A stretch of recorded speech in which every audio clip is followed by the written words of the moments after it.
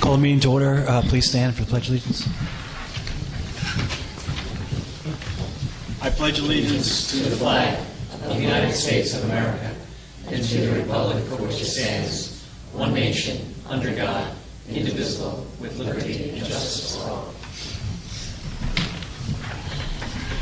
I'd like to welcome you. I'd like to welcome you all here tonight.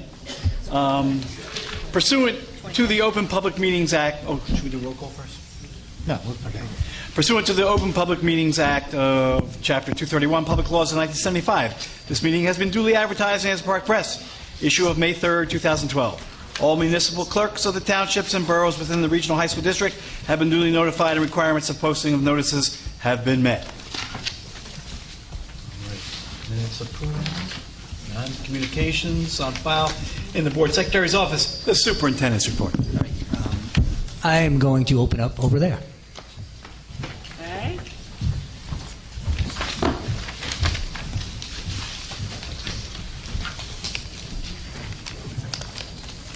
Good evening, folks. We have several presentations on the schedule for this evening, but we want to begin the evening by recognizing our Teen Driver Safety Banner Program winner, who is Ricky Weisbrod, a rising junior from Cleveland Township. He's here with the parents. If you want to come on up, I have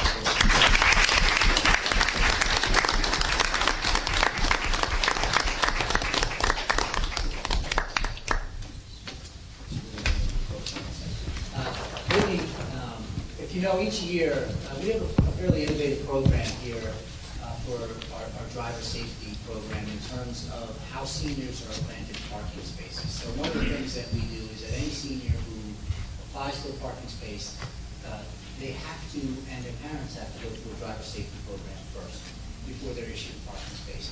And to sort of kick off that process each year, we have a contest where folks from each school come up with slogans and banners, which you see previous one is displayed in the boardroom behind you. They put that forth, and the board then votes on which banner it should be that year's winner. And I have to say, Brittany, you were unanimous. So thank you very much. It was an awesome job, and we just wanted to have a very nice and then a photo op.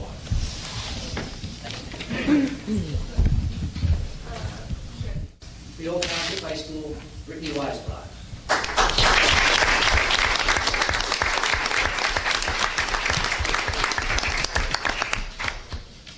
We can keep this. Okay. Put it up on the wall. Thank you very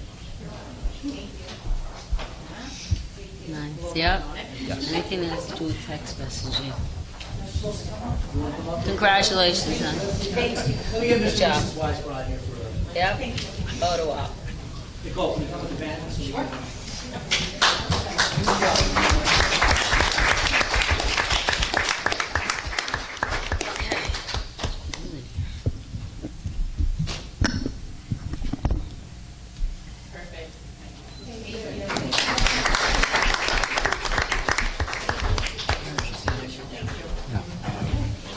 Brittany, congratulations. What year are you in school? What year are you in school? Rising junior. So, you're going to go into advertising? You're going to go into advertising? Definitely. Mr. Sampson, Brittany's going to go into advertisement in school, so we might want to think about hiring her. Okay, later on. Just.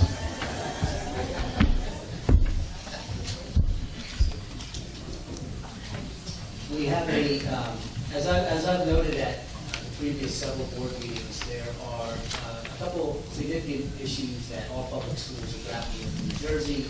The implementation of the mandated new teacher evaluation system, which is a comprehensive undertaking, and simultaneously the implementation of the Common Core national standards. And the implementation of the Common Core standards are both a challenge and an opportunity. The challenge is certainly getting it right at the school district. The real opportunity is to refine what we do. And when I'm sitting in a room having a discussion with our English supervisors from across the district about what novel should be read at what grade level, and revisiting that and having, a real lively give and take on that. I think that's where education should be focused. So the Common Core has allowed us to sort of look through a new lens at what we teach, how we teach it, and at what grade level, certainly. And one of the things that we did as a school district early on to begin our implementation is we signed on to the Common Core Institute and formed a black belt training team, which is a number of staff in the school district who go through monthly training on how to implement the Common Core. And we did this with several of our sending districts because we shared the cost, which I thought benefits everyone and keeps the regional as a whole on the same page in terms of articulation and how we're perceiving the Common Core. The folks on that team have done a significant amount of work over the course of the year. And tonight we have a presentation that's going to kind of walk the board and the public through the steps we've taken, some of the changes that are coming to us as a school district and throughout the state of New Jersey. There's 44 states that have signed on to the Common Core, so we're one of 44 states. And the interesting piece there is, states will really be able to compare apples to apples. And we'll know how our students are doing compared to other states in the nation. We don't really, it's an artificial comparison presently because each state sets their own benchmark over what is proficient. So we could technically have these wonderful tests, but if as a state our determination over what proficient is here and somebody else's determination over proficiency is here, we're not really comparing student performance. With the Common Core, we're going to be on a much more sort of even playing field in terms of how we compare ourselves to other states. And I can guarantee you that what you're going to see, and I know this without any needing to look at any formal data moving forward, is that New Jersey is going to be right near the top of the achievement in terms of the nation, because we land there by any stretch of any academic barometer throughout the country. We are always fall within usually the top 2, 3, or 4 states in the nation. So I'd like to call up Adam Angelosi and Brian Donahue, who are 2 members of our Common Core Black Belt team, and they're going to take it away from there. Thank you, gentlemen.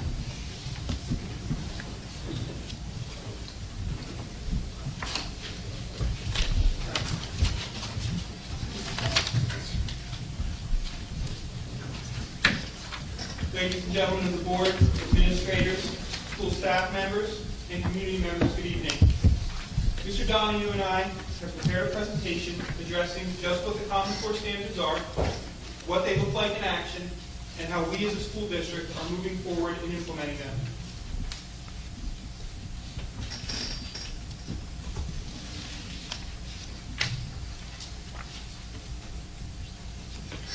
This gives us, this is the gist of the entire presentation. Again, we're going to delve into what the classroom kind of looks like. Mr. Donahue is going to be responsible for that because I think that's going to have the biggest impact on our students within the district. When I hear the word standards, I want to take a look at the old versus the new. What exactly is it that we're up against? The first example above illustrates the straightforwardness of the previous standards for language arts.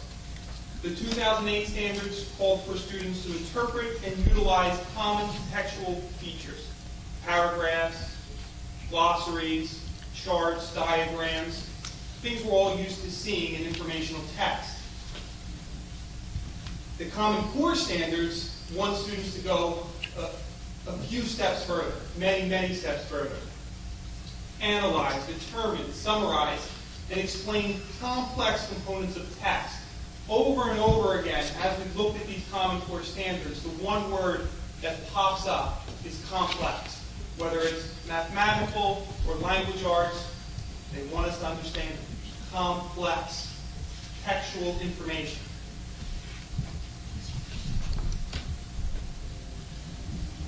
For decades, we've been debating how to improve schools in the United States.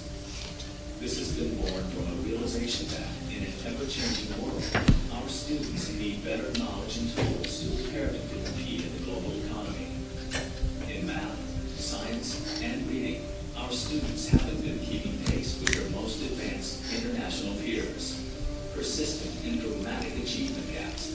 exist in our country. College remediation rates are abysmal, and employers say students are unprepared to perform and thrive in the workforce. The need to audaciously confront these issues resulted in a remarkable collaborative effort. The promise of consistent, shared, and rigorous education standards for all students that align with college and work expectations. A new set of ambitious academic standards to set the foundation for even greater student growth and success. These standards, now being implemented by more than 44 states across the nation, were built upon strengths and lessons learned in states. They were informed by other top-performing countries and grounded in research and evidence. And practitioners, content experts, teachers, researchers, and leaders in higher education and business all came together to make it happen. These standards were developed by states and for states. They are the clearest statements yet about the knowledge and skills that students need to master in order to be prepared for college and the workforce. The standards were designed with great care to ensure that they were clear, consistent, rigorous, and relevant. All are undeniably important when it comes to preparing students to successfully meet the demands of college and the workplace.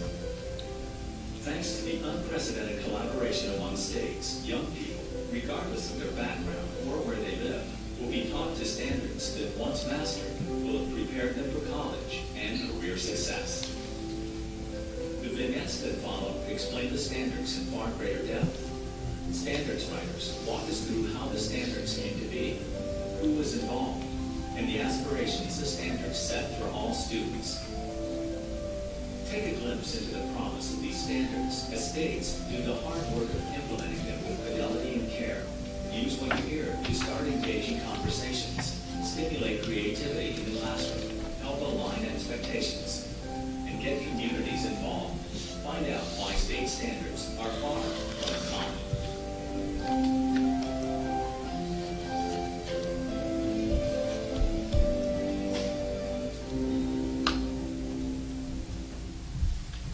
Okay, we're not going to go through all the vignettes. That part didn't really fit in. Mr. Donahue and I will take care of the vignette aspect of it.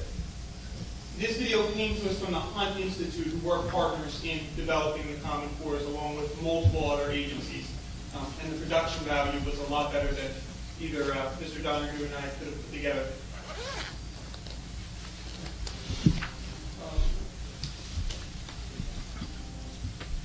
For decades, we've been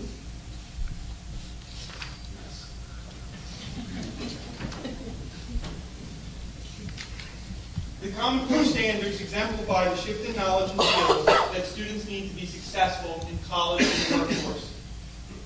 Students graduating from high school need to know how to obtain information from informational texts, problem sets, and other sources. They then must evaluate that information and be able to apply what they've learned.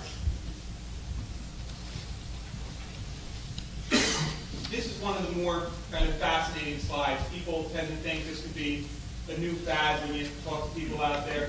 When you look at the players involved in setting this up, it is far from a fad. While the Common Core was initiated by governors and school leaders across the United States, there is widespread support from business leaders, colleges, and universities for common standards. Companies such as Intel, Microsoft, and State Farm are examples of major corporations that support the Common Core standards. The Bill and Melinda Gates Foundation will spend over $350 million in grants to implement the Common Core by 2014. The United States military supports Common Core implementation for two main reasons. The first, it better prepares students to take military exams and prepare them for careers in the military. Secondly, the Common Core will also allow military families who often move about the country to better adapt to their new schools.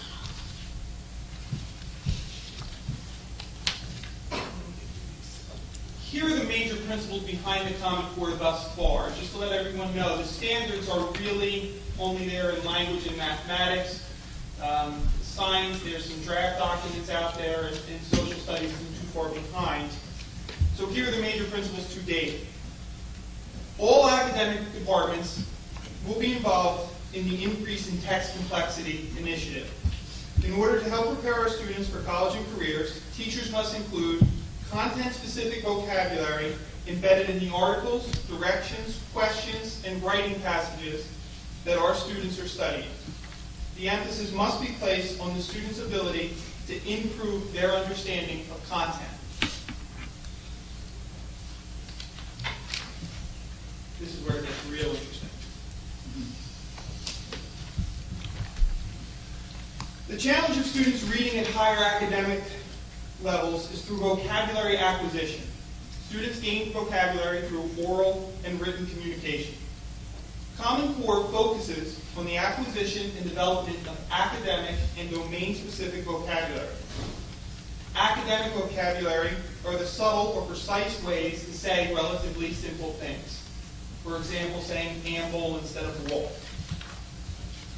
Domain-specific vocabulary are the words specific to a field of study and the keys to understanding new concepts within that field. Decomposition, vertices would be domain-specific for science and mathematics, respectively. Under the Common Core, and I'm just going to ask you to think this, I'm not looking for raising hands right now, what grade level would you think these are under? Yes? And it's kindergarten. I know that's wild. They're not asking students to spell these words, mind you. We're talking about using them. And as the father of a 4-year-old, I have taken this to heart. And I have started my own initiative at home to start reading content-specific reading. I'm losing that battle miserably. We keep reading books about princesses.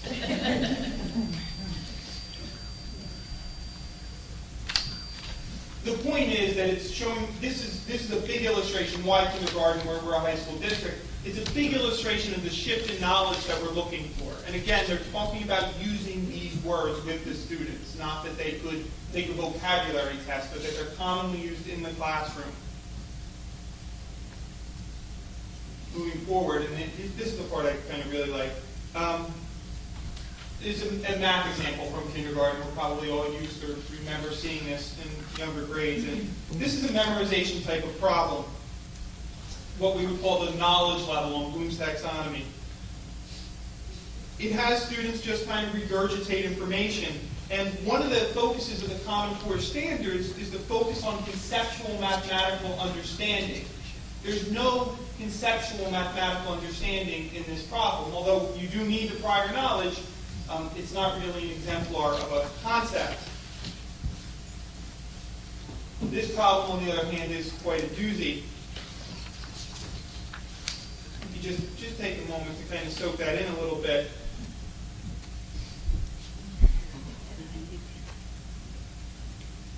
Here we're looking at application, analysis, evaluation stages. And at the kindergarten level, I know at first this seems kind of crazy, but I would consider that the teacher would have manipulatives, there's quarters out, there's pennies, there's, I couldn't see trying to do this right from the head of the students. And they're asking to evaluate their answers. So show me how you would make the change. And I've got to tell you the answer to this. And I've had to defend this a couple times, and I even checked my math again and again. The answer is 10, and one day late at work, as I was putting this presentation together for the first time, I popped my head out the office door with some kids that were waiting for the bus and said, does anybody want to do some math problems? And luckily, there was about a dozen science and engineering kids that said, yeah, I love doing math problems. So I put it to work, and they confirmed the answer is 10. It's 10. And I backed up their work. At the middle school level, they're bringing in Wikipedia here a little bit. In this one, if I'm giving you all the information here, they would probably have the students look up the information on their own. So they're making a claim, and they want you to analyze. They want you to take the information and apply it. So if you're looking up something on Wikipedia, is the information true? And according to the Common Core Institute, and where we got this problem from at one point, it might not be up there anymore, this was a claim made on Wikipedia. And if you do the math, 8% of the population is roughly 25 million people, and McDonald's can only serve 19 million people a day. So the facts don't work out if you do the math. And now I'm going to turn it over to Mr. Donahue, who's going to finish up with a language arts example and then get into what the Common Core standards look like and where we're headed as a district. Okay, thanks, Mr. Angelosi. If you look at the question or the prompt we have up there, it asks students, or what we have to ask is, what do students need to know and what do they need to be able to do? When you look at this prompt, in order to do this English prompt, they must be able to draw in other areas, domain-specific vocabulary, and here, a social studies example. What they're going to have to do here is deconstruct a written argument in nonfiction text. And this is an example of something we would see in an English language arts classroom, but has social studies overtones in it. And that's what the Common Core challenges us to do, is to integrate our subjects. So students in English classes will see social studies and math infused within the curriculum.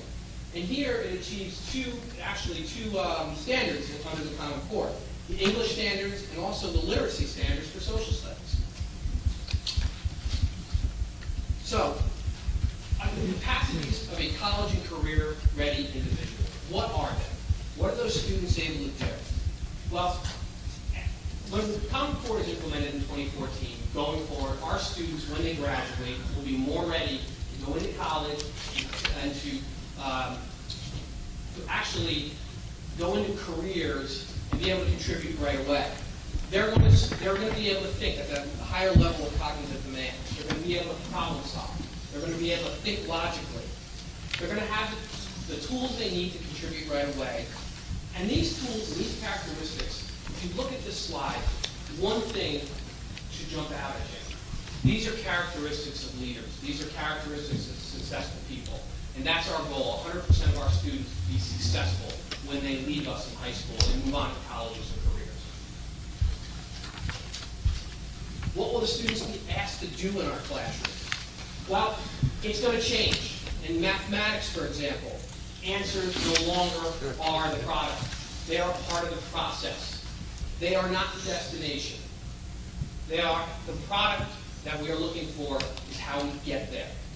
Mathematical knowledge, problem solving, the ability to explain a problem and restate it, then plan, and then put that plan into motion to answer the question. That's what our students are going to be able to do when they graduate. In English language arts, that increased text complexity will allow our students to dissect complex text, take that information, synthesize it, analyze it, and then be able to use that information in persuasive speech or persuasive argument.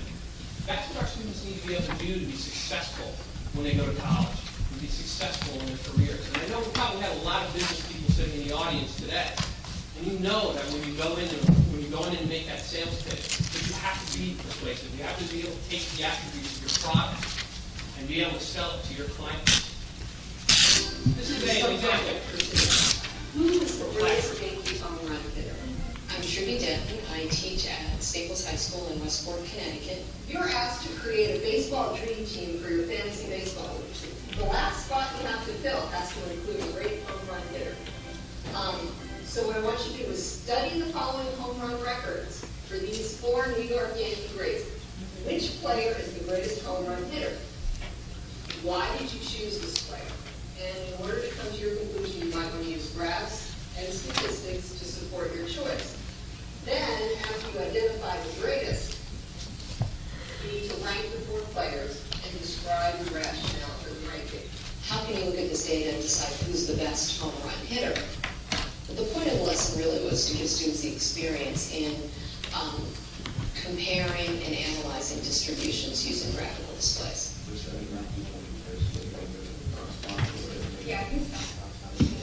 They were given the task of putting the data into box plots, observing what the data told them, both in terms of the shape of the data, the center of the data, how spread was it, or is there anything unusual, And I also asked them to make a decision about what they saw. In other words, who was the greatest home run hitter? What makes you think that they're the greatest hitter? And to use what they observed from their analysis to draw their conclusion. Is it probably fair that Roger Maris was around for like 6 years and then married to double LA? Okay. Is that like... So what does that mean? How do you reconcile them? Either Babe Ruth or... Yeah. Sports is just full of readily accessible data. And the figures, the names that we used, Babe Ruth, Mickey Mantle, Roger Maris, Lou Gehrig, are icons, American heroes that most people have heard of. It's a relatively familiar set of numbers for them to access and to deal with. I think it could be when Gary goes to 0. Yeah. So that means some years you just didn't have any. I find the pairing and the sharing a really great strategy. They sit every day in pairs. When they can share with another student, you see evidence of them having made the learning their own, and that's when it sticks. It's not just a process of memorization. Yeah. That video shows you if you're ever going to have an argument with a Yankees fan, you want to have your facts straight. But that's the purpose of the assignment, not to just do statistics, but to utilize that information and be able to persuade, to make an argument. And that's what the Common Core demands of us. This is our project for today. Sorry about that. So what does college and career readiness mean?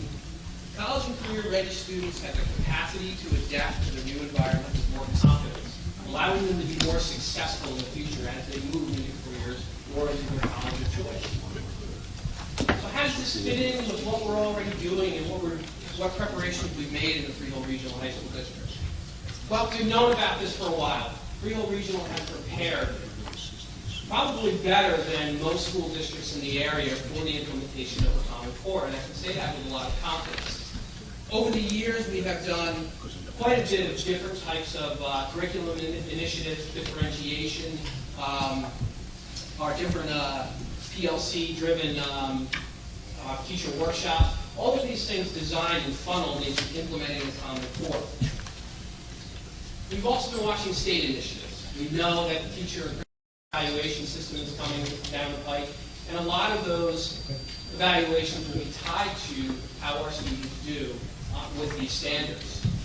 So Freehold Regional, again, at this point, we are ahead of the curve. We are ready to implement next year.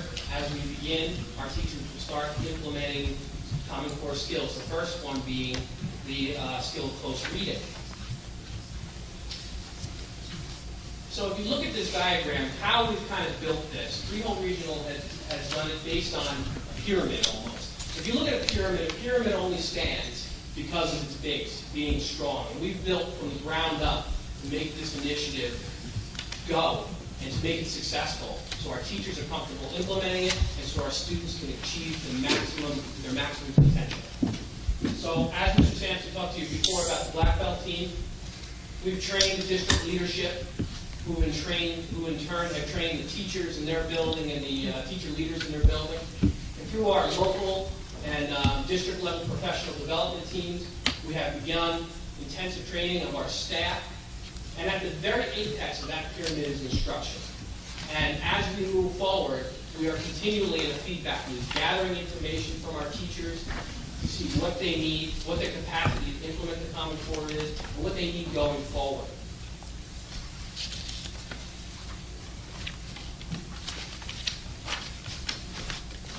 As we look at this slide here, one of the critical elements of this, as I mentioned before, is feedback. When our staff is trained, we constantly are looking at the feedback that they're giving us to make sure that our next professional development session addresses those concerns that they had from the previous session.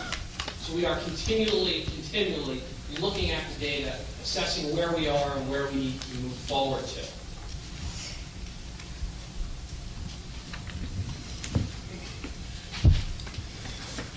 Finally, as we look at our, there we go.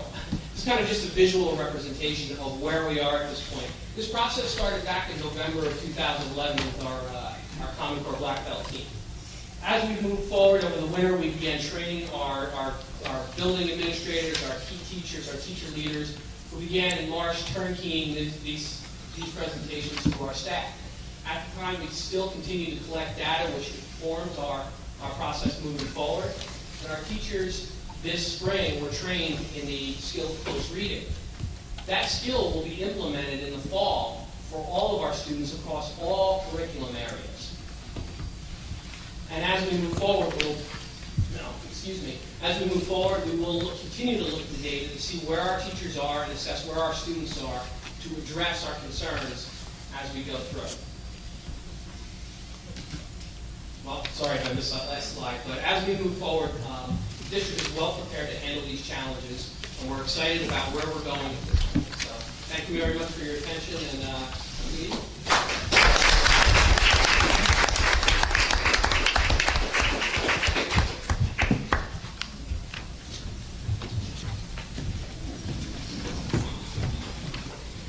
Thank you, Adam. Thank you, Brian. And just as a caveat to their presentation, we were on a conference call a couple of weeks back with the director of the Common Core Institute, so one of the folks who oversees the implementation of the Common Core standards on a national scale. And this gentleman consults in school districts literally pretty much in every state in the nation. And so I asked him, I said, hey, can you give us some real exemplars across the nation of school districts that are out in front of this, that have particular strengths that we can reach out to and learn from? And he said, well, you know, he said it's so complex that there are many different school districts that are doing many components of this very well. And so he pointed us to a district in Illinois, a district in California, and a district in Florida and Hawaii, very divergent areas of expertise. You could call this district, they're doing this very well. But then he stopped and he said, but I have to tell you, when I'm on the phone with other school districts and they're asking me about English language arts, I'm directing them toward you at the old regional. And that's on a national scale. So I think that that's a testament to the work that we've done. We go out to conferences across the state, and the administrative team here is not only intimately familiar with the content, but also intimately familiar with the folks who are presenting that. And because we've been working with them all along, I think that we were out in front of this in an incredibly timely manner, given the condensed timeline in which we have to implement it with all the other initiatives that have to come with it. And so I think there's some exemplar work in the district here. So thank you, gentlemen. Our second presentation this evening is a synopsis of where we are with our strategic planning process to date. And I have to compliment Mr. Jeff Moore, who's the internal coordinator of that process over the course of the year. I don't know if folks realize just how much time and work and skill, and I emphasize skill, was involved in this process. Over the course of the year, Jeff was interacting with literally hundreds of different members of the school and larger community, coordinating the work of multiple action planning teams, stopping along the way to revise and reflect and really analyze the feedback that we were receiving, work very closely with me throughout the process, to the point where I have numbers of other school administrators reaching out to me constantly about the Compass website and about our process and how we engage with it, say, how did you get involved with that? What are you doing with that? Do you mind sharing with me, if you'd like us to share, do you mind sharing with me how you got to that process, how you did that visual, how you came to create the website, the process you followed, the strategic planning consultant that worked with us, who's done this dozens and dozens of times. I told Jeff at the end that he set the standard for strategic planning for school districts in the state of New Jersey. So I'll turn it over to Jeff, who will walk you through where we are now. And he's put together we have an implementation roadmap that is really the collective work of the 8 action plan teams and the internal steering committee, and then the feedback of the hundreds of folks who contributed along the way. So it's been an excellent journey thus far. We're going to spend a lot of time this summer really finalizing some of the pieces of what some of the items within the plan look like and how that rolls out over a multi-year period. But I'll let Jeff walk you through the process.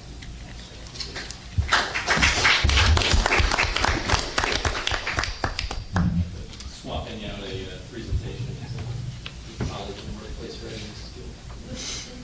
I have some numbers to throw at you tonight, but there won't be any common core math problem at the end. That's for us to deal with. Let me show you one.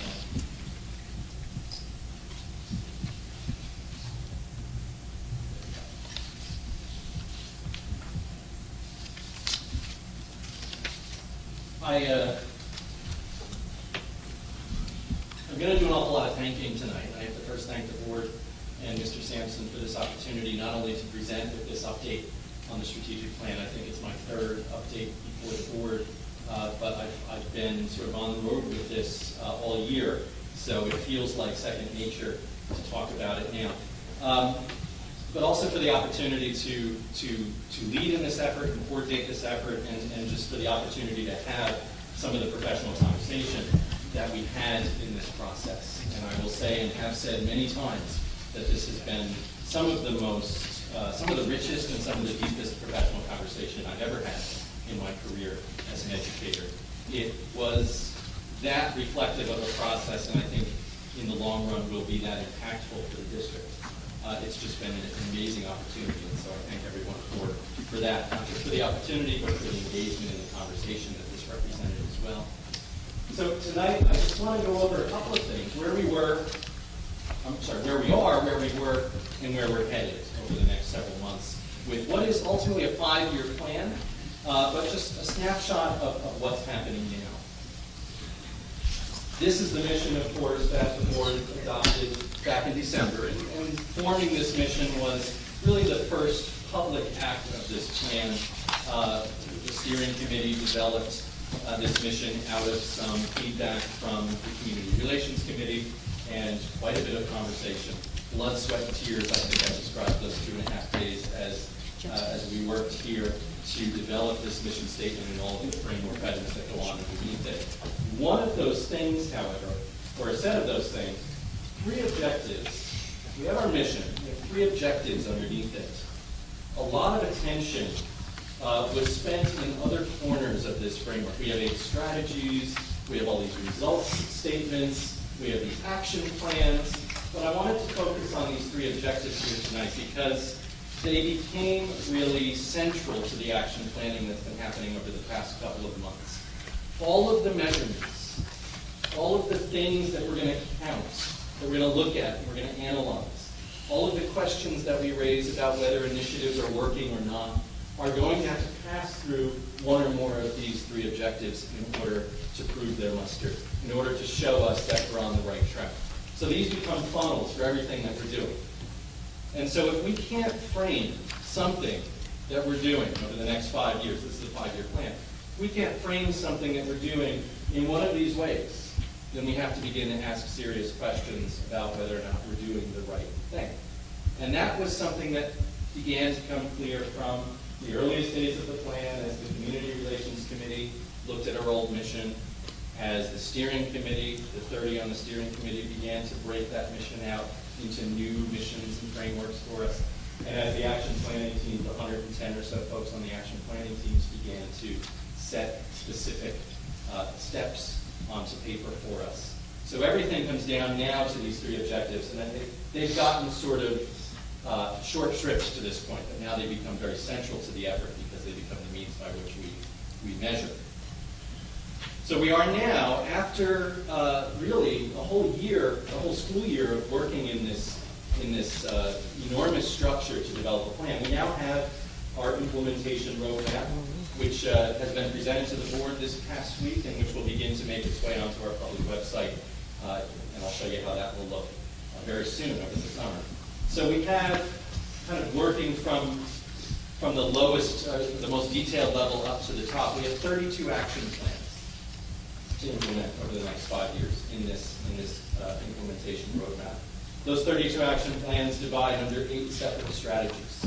So there were 8 action planning teams who developed all of those action plans. Those 8 strategies and all the measurement have to go through those 3 goals that were up here. And that, all that movement is how we conceive of this plan and all of the activity that we engage in over the next few years, leading us toward achieving our mission. So it's a very sort of funneling and pyramid type structure that gets us toward activity that is highly focused on achieving our mission. I just want to take you back a little bit at where we were originally and how we got to that point of those 32 action plans, et cetera.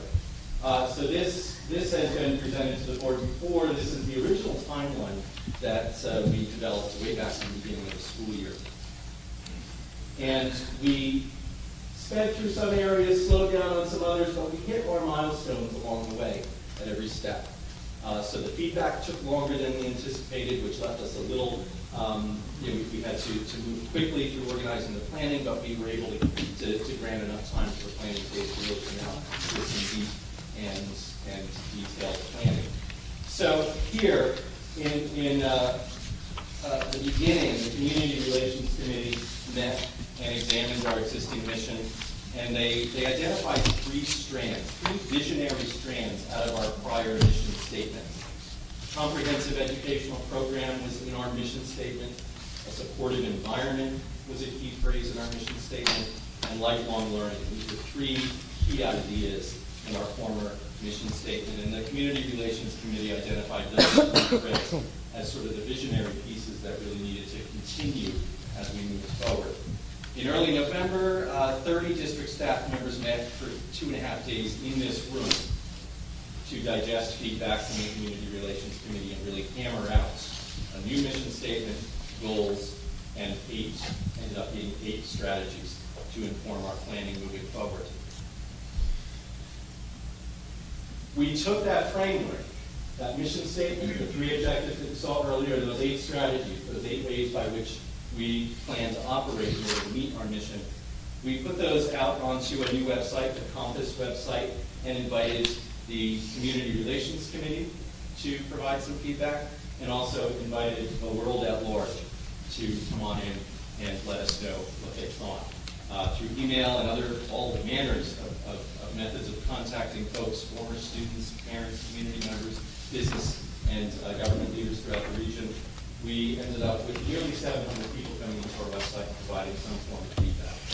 And it was a little overwhelming at first, but once we started to carve it down into specific categories of feedback, we were able to move forward with those nearly 700 folks and understand what they were telling us. And that led to quite a few revisions to this framework. This framework was presented to the Board of Ed. I stood before you on December 12th, and then on the 19th, the board adopted the mission, which really allowed us to move forward into the next stages. From there, I hit the streets with this framework. Town hall meetings in each of the schools, students, staff, administrators, all 6 high schools joined me, and part of that was a recruitment effort to gather folks for the action planning, but also getting the word out on what we were talking about doing over the next 5 years. We held a town hall meeting in the Freehold Township Municipal Building one March evening. Beautiful night. The Owl Revelettes sang for us outside, and I think we had cookies, and it was just a beautiful evening in a beautiful colonial feeling room as we talked about sort of civic participation and planning around these very lofty, very good ideas. From there, we convened our 8 action planning teams. They began working at the end of February with the action team leaders receiving some training here. And then on March 27th, after all the teams had been assembled, roughly 90 people descended on Freehold Township High School one evening and opened the action planning process. By the time that was over, 2 months later, we had seen almost 110 people engaged, either online or in person, in over 30 face-to-face meetings, and also countless hours, I don't know how to measure them, but countless hours of Google Docs sessions and emails after email after email, as we all went back and forth on the action planning themes that came out of those 8 strategies. Also at that time, about 130 people had stepped forward during the earlier the earlier phase of airing out the framework. About 130 people had stepped forward to serve as consultants to those action planning teams. So we shared draft material, particularly some results statements and early draft plans with those 130 individuals to help our teams get a little bit of a pulse on where they were headed, to broaden the discussion a little bit. So 2 months of planning have now again brought us to this implementation roadmap. The steering committee, those original 30 folks, met again here on June 4th, and they accepted all of the action plans that were presented by the team leaders. So 30-some plans out of 8 action planning teams. There were some revisions that they requested, some new structures that they identified to help bring some of the work together where it might have been redundant otherwise. I was left with all of that to then put together into the roadmap with a lot of help from the action team leaders and other folks who I tortured with the draft, which the first draft of the plan submitted to Mr. Sampson on the 14th. Principals started to see it at that time as well, and the steering committee got what we're calling the first sort of final draft on June 18th. Since then, it's gone through a couple of revisions even since then, so we're up to a June 25th version as of today. 32 action plans, 8 strategies, 3 goals, 1 mission statement, 5 years, same numbers, all the numbers, but it really provides a lot of focus and a lot of direction for folks, and really empowers a lot of the good that I think we're all doing already. Gives us common language around the measurements for all of that good, and helps us avoid some of the minefields as well. There are big changes in this plan, but also big opportunities for our community and our students.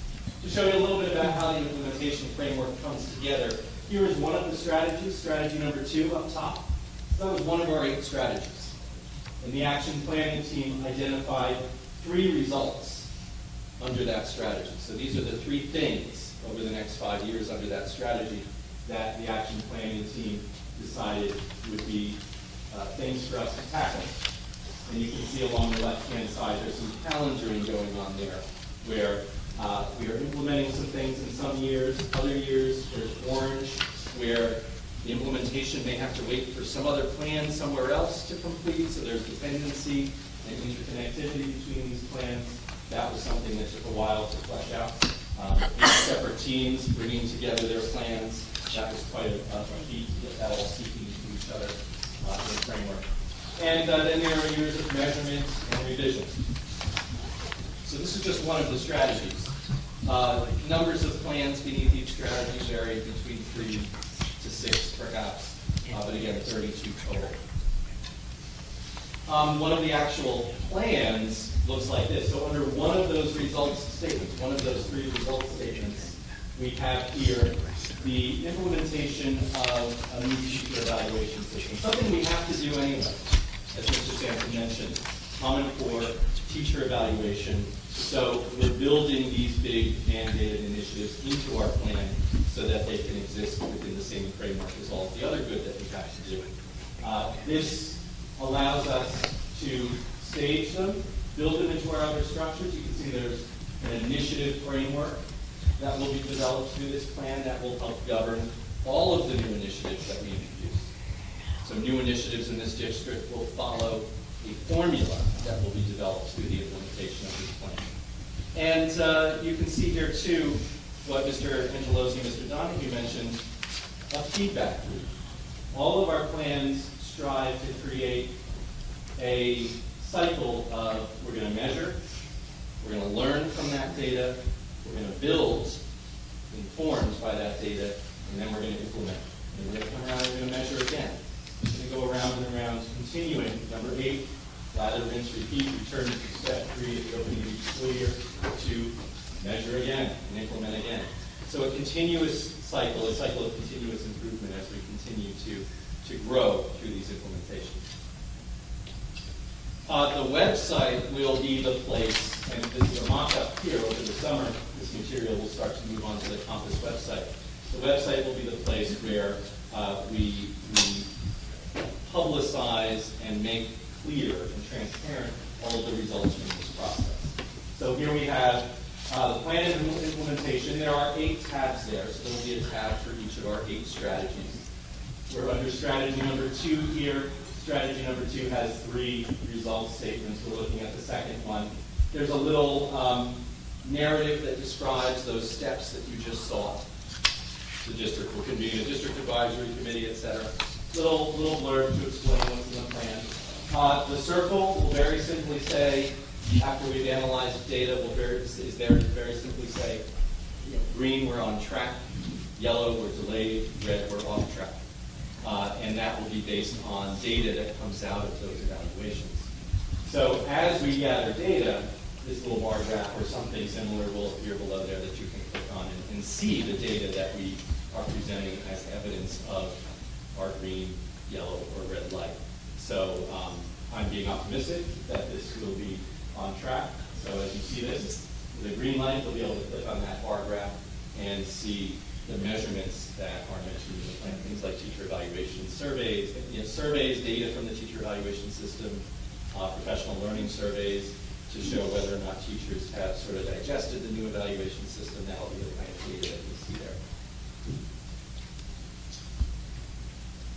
Now, this, as Mr. Sampson mentioned, was really it was a monumental task in a lot of ways. One of the things that made it monumental was in the way that it was new for our district to engage in something this large, something this broad, and something that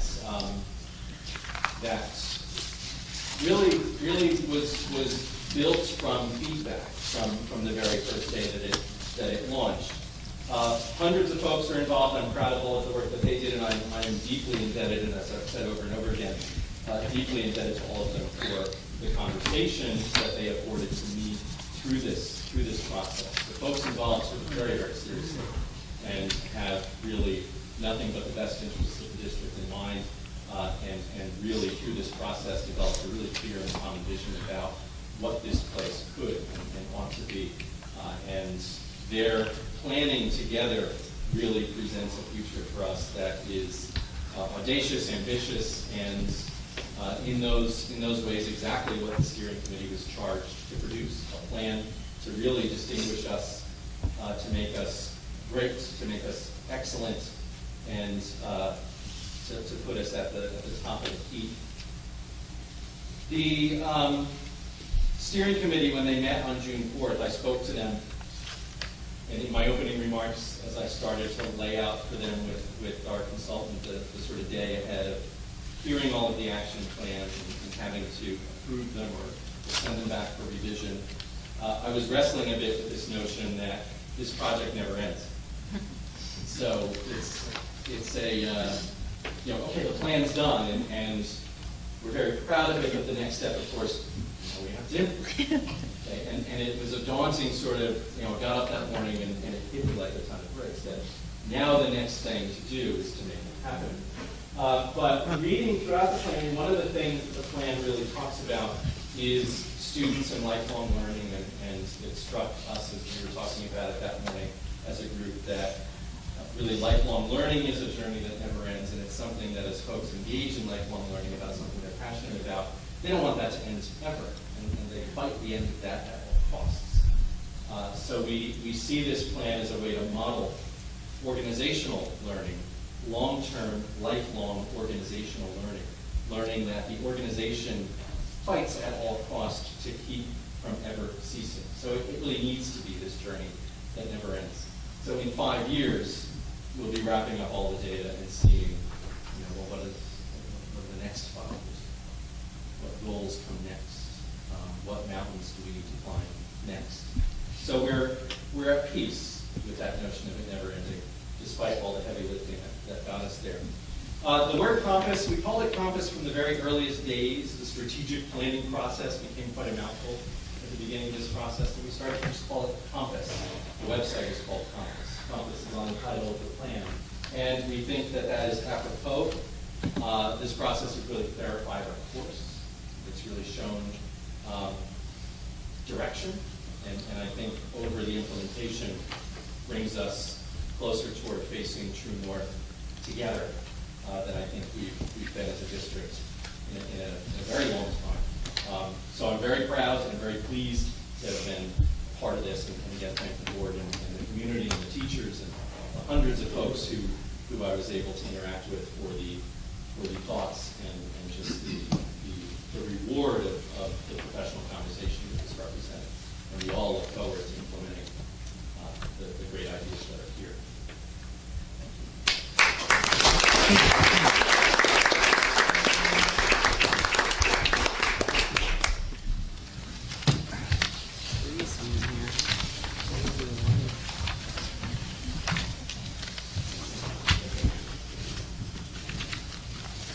Thanks, Jim.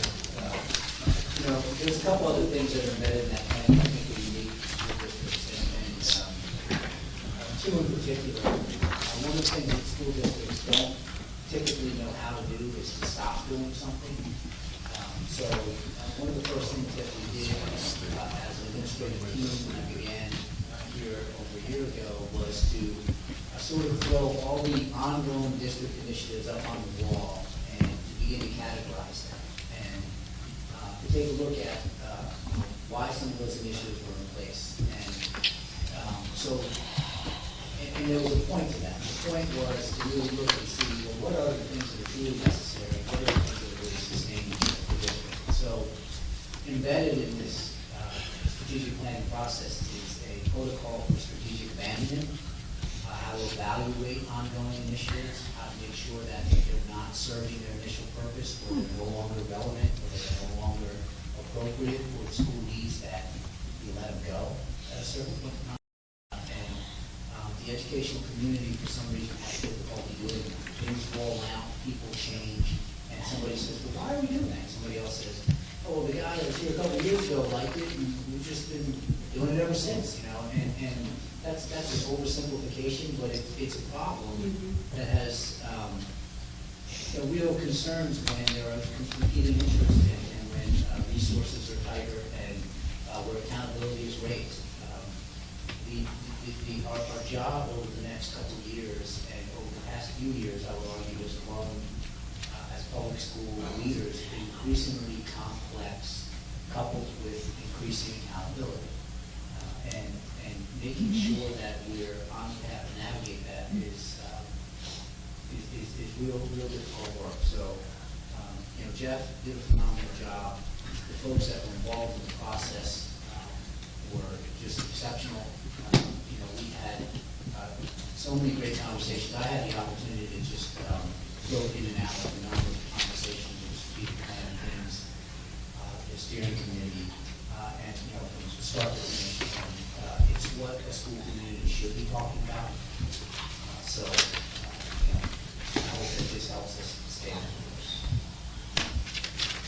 Now, turning to violence, vandalism, and substance abuse. I was here in November, actually it was at Howell High School, but I was on the community in November. And if you recall, typically in public schools in New Jersey, the requirement was that on an annual basis, the superintendent reports out the numbers of violence, vandalism, and substance abuse in a school district. The legislation changed, the requirements for that changed over the past year, where now the superintendent of schools is required to report out twice annually on the incidents of violence, vandalism, and substance abuse in the district. And to do that in phase 1 and phase 2. So I'm reporting out on data between September and December tonight. Next year, between the months of sometime in November, I will report out from January to June. And that is the process that the state set forth. But what I said in November is that I was going to spend some time going through the specific statistics, and we'll do that again tonight. We'll walk through this, give you some comparative data, so because when you're looking at that, those numbers mean nothing unless you're looking year over year. But what we really wanted to do, and there's been a number of questions asked along the way, well, what kind of programs do you have in place to mitigate these incidents? And my response was we have a terrific number of programs actually. So what we asked each of our buildings to do, and all 6 of our building administrative teams did a phenomenal job, was to develop a climate survey to really give us an overview of all the different programs that they had in place at the building level that both supported students, prevented certain behaviors, and as I said earlier, mitigated some of these incidents. And we're going to spend much more time on that this evening than some of the specific data points, but I do want to go through some of the issues with you. So to give you an overview, what is violence, vandalism, weapons, substance abuse, and what does that even mean? So we have a form that the state asks us to fill out anytime when these incidents occur. So under the category of violence, for instance, anything that's categorized in the following manner might fall under violence: assault, criminal threat, extortion, fight, harassment, intimidation, or bullying. I'll talk about that more specifically in a moment. Threat, kidnapping, never had one of those as a school leader. Robbery, and I'm making light of it, but somebody, and sex offense. It's, so some high-end crime. Vandalism can be anything from arson, bomb threat, burglary, damage to property, fake bomb, theft greater than $10. Apparently doesn't count if it's less than $10. Trespassing, fire alarm offense, fireworks offense. Substance abuse can be anything that falls under alcohol, marijuana, amphetamines, party drugs, usually ecstasy, something along those lines. Cocaine, crack, hallucinogens, narcotics, depressants, anabolic steroids, unauthorized prescription drugs, which we've seen slight increase in, unauthorized over-the-counter drugs, inhalants, or drug paraphernalia. A weapon can include a handgun, a rifle, an air gun, pellet gun, BB gun, imitation firearm, knife, blade, razor, scissors, box cutter, pin, sharp pen, pencil, chain, club, brass knuckle, spray, or other. So to give you just an idea of sort of the comprehensiveness of what these categories look like. So these are numbers throughout the course of the school district, and we'll put them up and we'll get the comparison momentarily. This is for September through December of 2011. The two weapon issues we had were a pellet gun and a knife, issues with the possession, not used in any capacity, some possession on individual students. These are our cases of harassment, intimidation, and bullying, both confirmed and investigations. Now, I think most folks are aware that the state changed the requirements for the reporting, the investigation of harassment, intimidation, and bullying. And these requirements were sort of slapped over the school districts without a lot of guidance initially from the Department of Education. Imagine. Everybody's in education knows that that's usually what happens. They put out changes and then the guidance comes later. So what we saw was a dramatic increase in the number of harassment, intimidation, and bullying investigations over the first half of the year. The state put out a clarification memo in December where they gave us some specific guidance on how we were supposed to handle these issues.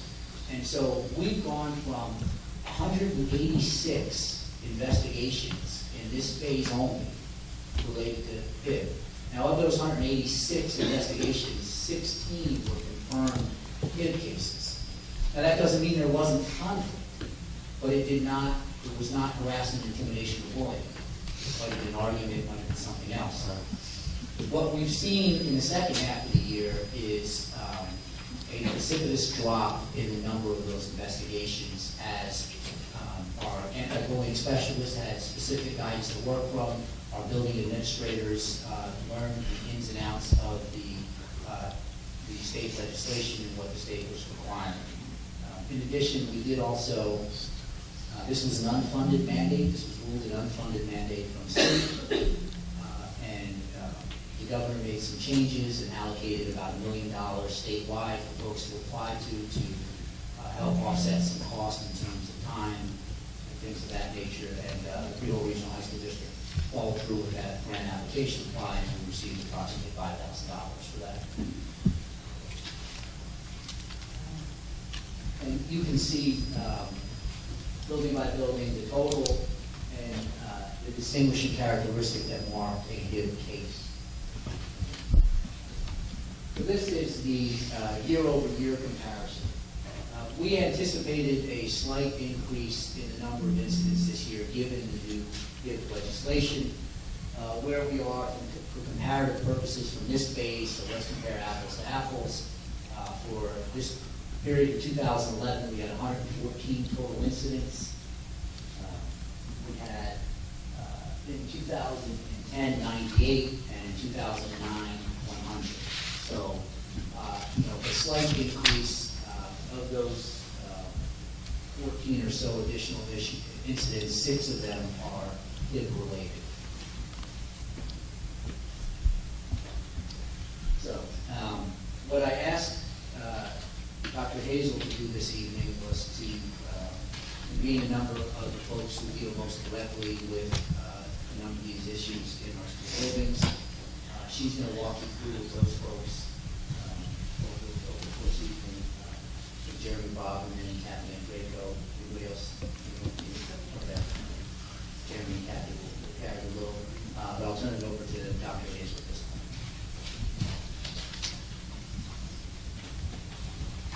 Thank you, Mr. Sampson. We heard presentations this evening, Common Core and our strategic plan that are guiding our district, the present and our future plans for Fremont Regional High School District. Really, all that you've heard is not possible unless we have climates that are safe, organized, and conducive to learning. We're a high-performing district. We have very accomplished students, and our fundamental foundation for success is inherent here. Our schools are well run, they're well led, and they provide varied supports for students to maximize their potential. Mr. Sampson, the data that you see here tonight is really just phase 1 of our data. They're incidents from September to the end of December. We are required now to report on a biannual basis. So next school year, between September and January, we will be reporting on the data from January 1 to the end of the school year. And that also, in turn, outlines the new HIB data that we're required to report by law. As Mr. Sampson said, this year was really a tremendous effort and focus on making sure that we implemented the new HIB law appropriately. That was signed into law January 5th of 2011. We were here, actually, we made a presentation to the Board of Education when we instituted the new HIB policy and the regulations that guide our district.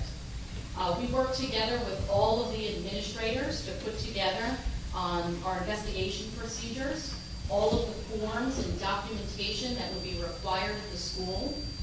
We outlined formalized methods to investigate and work with families and students.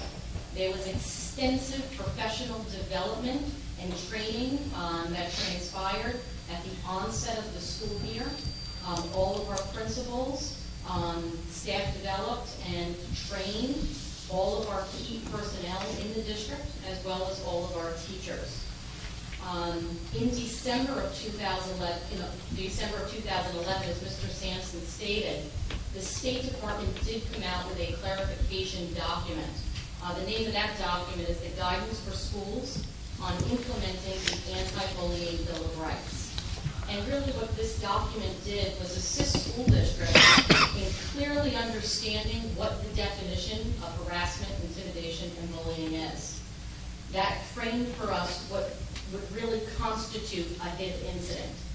Again, our administrators in the buildings are very diligent, they're hardworking, they're conscientious, and we did spend an inordinate amount of time in investigating matters that ultimately really unraveled as conflict between either two parties or a number of parties. So we were able to streamline some of our processes once we had this clarification document. As Mr. Sampson stated, we had 20 HIB incidents and 19 threats as compared to 33 incidents inclusive of the threats last school year. As an administrative team, we continuously assess and discuss our district and school level data. We review our immediate school surroundings, as well as the social and emotional learning climates in all of our schools to guide our planning and development of programs and initiatives.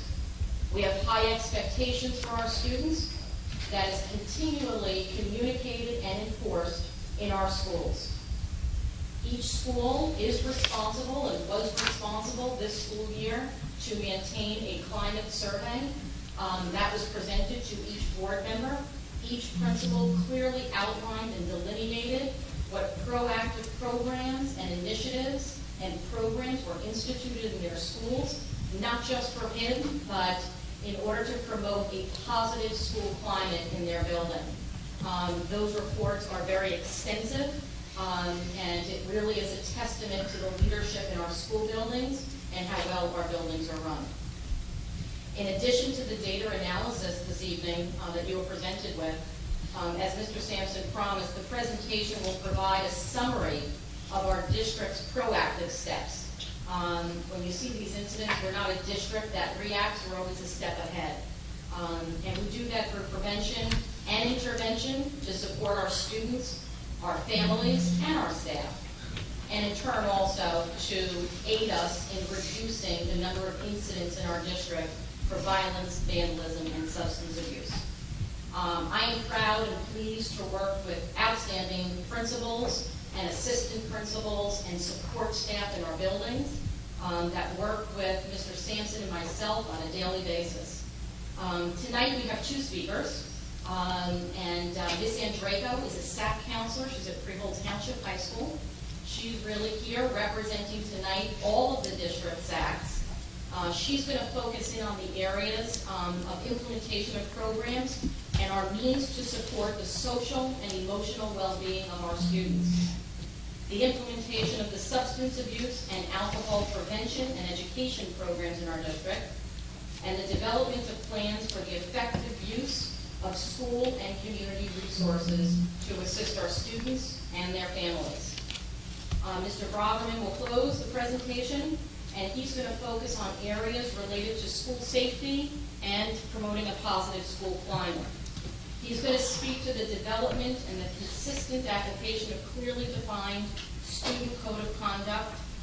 Our student parent handbook is something that we spend a lot of time on in collaboration with our principals and our school-based administrators, as well as the implementation of evidence-based programs, initiative, and prevention programs in each of our schools. I thank everybody for listening and for all of their attention this evening.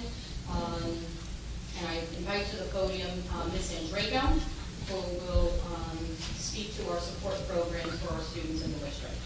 Thank you.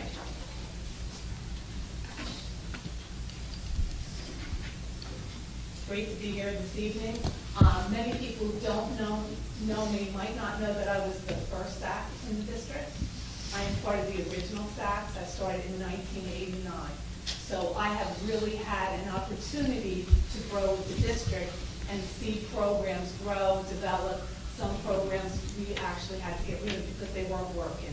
And I also had the opportunity to work very closely with Jeff Moore, who helped do some research with the Student Assistance Program and helped to improve the programs that we have. So you may say, what does the Student Assistance Counselor do?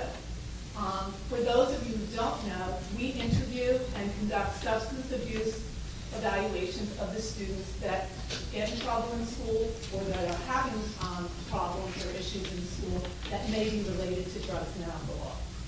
We meet with the students individually. We also meet with the students in a group setting. We have, each school has different groups. We have groups that have substance abuse education. What that group looks like is students that get in trouble with drugs and alcohol in the school or in the sport have to attend 4 to 6 sessions with the student assistance counselor. That's a mandatory part of the program if a student wants to continue to play a sport or stay in an activity. There are some students who are having drug and alcohol issues that really want help and will reach out to the student assistance counselor, their guidance counselor, social worker to get the help that they need. Sometimes we have parents that get in touch with us and say, can you please help us? We also run bereavement groups. We have groups for students that have anger issues, that have eating disorders, that are suffering from anxiety or self-esteem issues. We also conduct re-entry meetings with parents, students, and administrators after a positive drug screen. Another big part of the program is that we are a liaison for the Juvenile Conference Committee, the probation workers, and all the municipal alliances. We are very fortunate in the regional district. We all have municipal alliances, we all have probation workers that work with us, and we're not there to punish and to get the students. We want to make a difference. We want to see these students be successful, not just in the school, but in society and in their lives. One of the most important things we do is we put in writing, we conduct a student service plan. In that plan, when we sit down with the students and the parents, we decide what will help this student the most. Is it going to outpatient counseling? Is it going to a residential program? Is it just working with one of the programs in the school? And from that, we contract. If that doesn't work, many times we will go on to the intervention and referral services, which I will talk about down the road. We also, at the end of each year, get together as student assistant counselors along with our municipal alliance, along with our administrators, and we talk about, what worked this year, what didn't work, how can we make this program better, are there certain things we need to change. In the years past, we realized that our drug screenings, our urine screenings, were not picking up synthetic marijuana. We're not testing for steroids. So as time went on and we evolved, we tried to get one step ahead of the students that we work with getting more sophisticated testing. That's why one of the tests that we use in our school district is Aegis Labs, because that picks up to 5 nanograms. It's called the zero tolerance test. Many of the screening sites do 40 nanograms, 50 nanograms for adults, but for students that are just starting to get involved with drugs and alcohol, we really needed a more sophisticated test. So every year, at the end of the year, we do testing. Do we need to add a panel of testing? Do we need to go and talk to the screening sites and work with them closer on how we're doing the drug screening for the district? At the end, we prepare reports. We talk about the data that we come across in all the schools, and we try to have some type of needs assessment going into the next year. What do we need to work on? We realized this year our highest number were 10th graders. Most of the people that we had to deal with more male adolescents than females. We have to deal with many students who have learning disabilities. This gives us information and data to work with so that we can be a better student assistance service for all students. There's many programs we do. A real important program that we did many years ago, many of you may know about, was ADAPT, the Adolescent Drug and Alcohol Prevention Team. At the time, the biggest problem we were having in the schools was tobacco. So what we decided to do was go down and work with our 6th graders. And we did cross-age education. At one point, we were actually going into the classrooms 3 times. Right now, currently, we're only going into the classrooms 1 time. That was a grant funded. So then when we started to tackle tobacco, and tobacco wasn't so much of a problem, we began to look at alcohol. Then, now this year, our goal in the past couple of years has been bullying, or the harassment, the HIT laws, and trying to get down to the students. The one nice thing about that is when the students come into our building, I know talking to all the student assistance counselors, they remember us.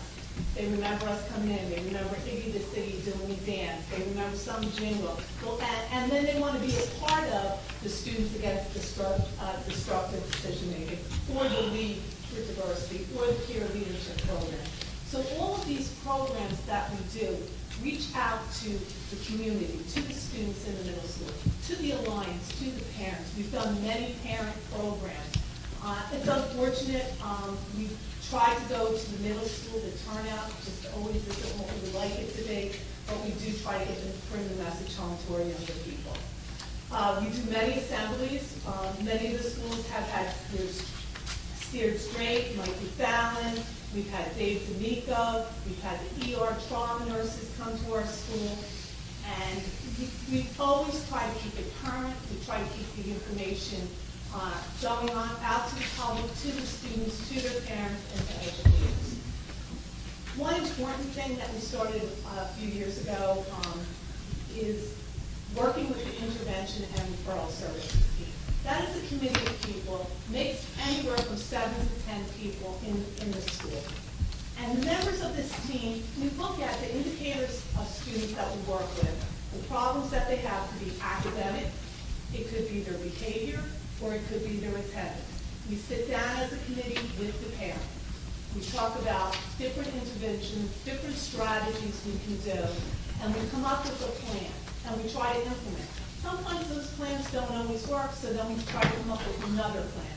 One of the things that we started many years ago as a pilot program at the township, and I know other schools are using it now, is we do a non-punitive test. When we continue to come up against different situations and we can't figure out why a student isn't doing well with their academics or their attendance, we will ask the parents to take them for a non-punitive test that won't penalize them if the test does come back positive. And then we will continue to work with the family to get them the services that they need. This has really been very helpful. And even with our INRS, at the end of every year, we sit down as a team and we decide, what are the things we really need to work on? For the township this year, I know we talked that we really need to start to put into place some groups for our classified students. We saw that that was a need. That was one of the things we had to deal with this year. In the past, we've had other needs. Maybe it was a drug problem.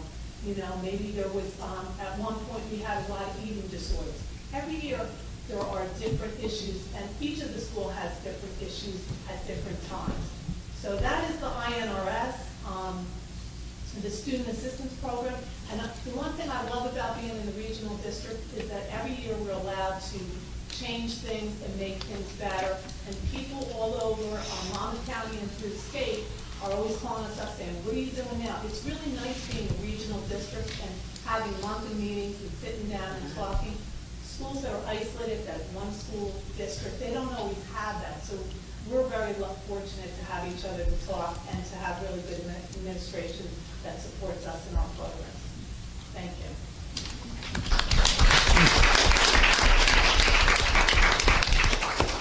Good evening, everybody. My goal here is to kind of recap everything I've said.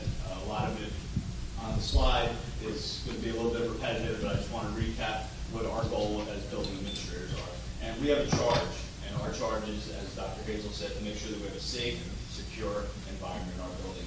And we do that in a matter of 3 or 4 steps, which obviously extend out to many other steps. The first thing we do is we have articulation, just as you heard with the Common Core. We articulate with middle schools. And we talk to our sending districts and we ask them, are there any new trends? Is there anything that is going on that we maybe don't know about? It's happening in the middle school. Let us know about something, not specific about certain kids, but just some trends. And one thing that I wanted to discuss, which has shown a rise in some of our statistics, is social media. Everybody knows that Twitter, Facebook, Instagram, Tumblr, etc. are all up and coming. 5, 6 years ago, we weren't even talking about this. Now it's coming to a point that almost every kid has a smartphone. And when they have smartphones, they're able to obviously have greater access to these devices. And Twitter being one that is just, within this year, has just skyrocketed. We have students that tweet all the time, and fights, and substance abuse, and violence comes out of that. And, you and I we all know that if you sit behind a computer, or you sit behind your iPhone, or whatever your smartphone is, you can say a lot of things. And you can't say those things in person to some people, but you can say those things behind a computer or behind a phone. And what that happens is, somebody will challenge someone to a fight, or someone will challenge somebody with some foul language, or what it might be, and then guess where it trickles over to, or I should say floods over to, if it comes into our building. And when it comes into our building, it becomes our problem, and we have to solve it. So you might see a slight spike in some of the B&Bs or violence and vandalism reports based on than that. And that's something that we are going to battle, and we are going to become more educated on, and we are hopefully going to be able to, kind of bring that down a level. And I think we've done a nice job with that already as we're becoming very educated with it. So after we articulate with our middle schools and we talk about what these new trends are, we sit down as a group and we, as we're doing with everything, we analyze data. And we analyze the data of what you saw tonight.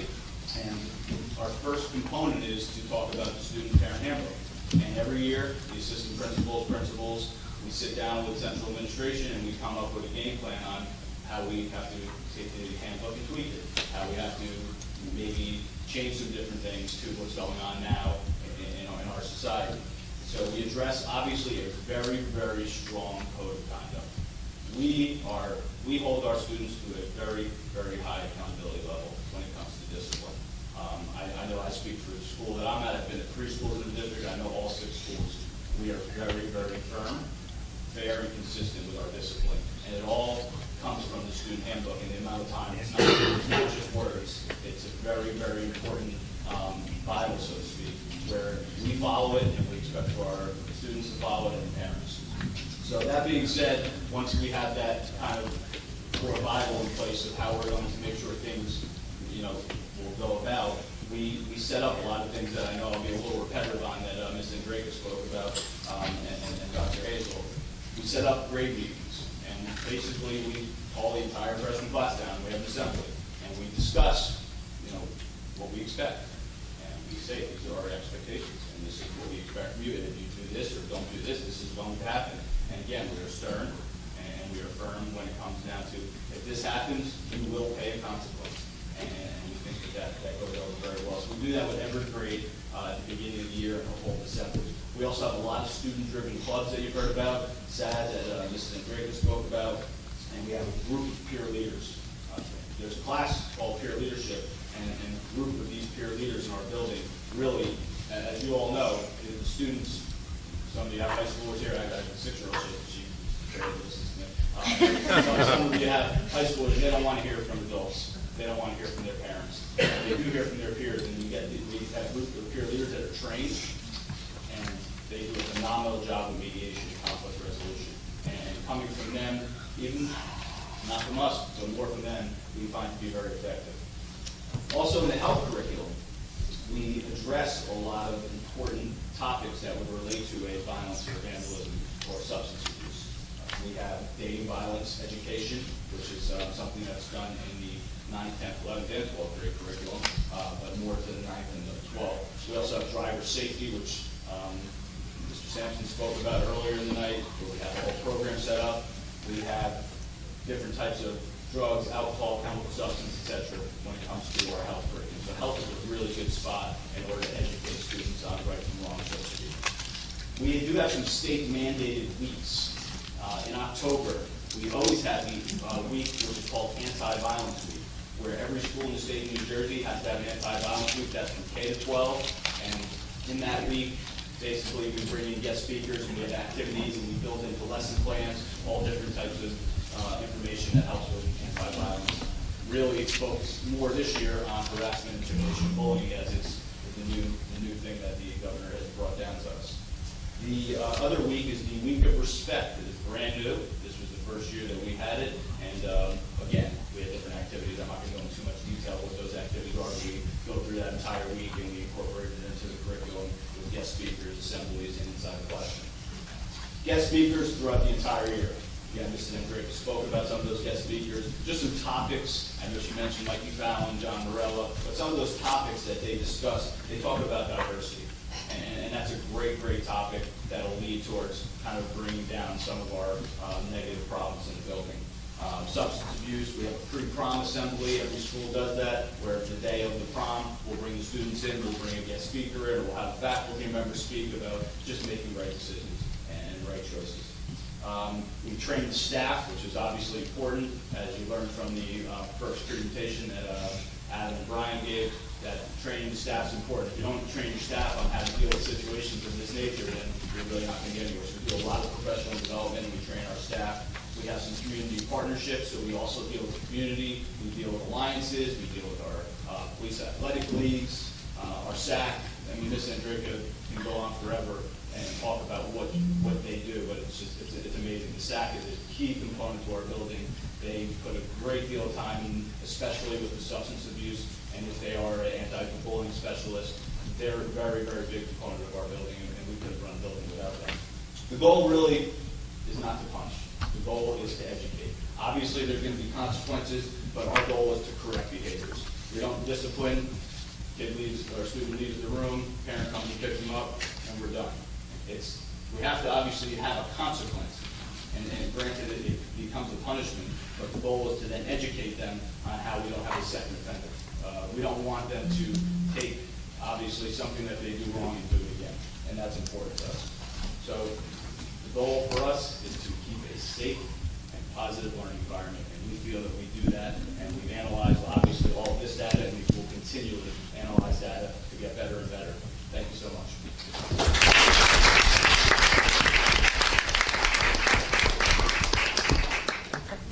I just wanted to note, as an EMT, I've unfortunately been able to see some of the substance abuse problems that young adults have in the area.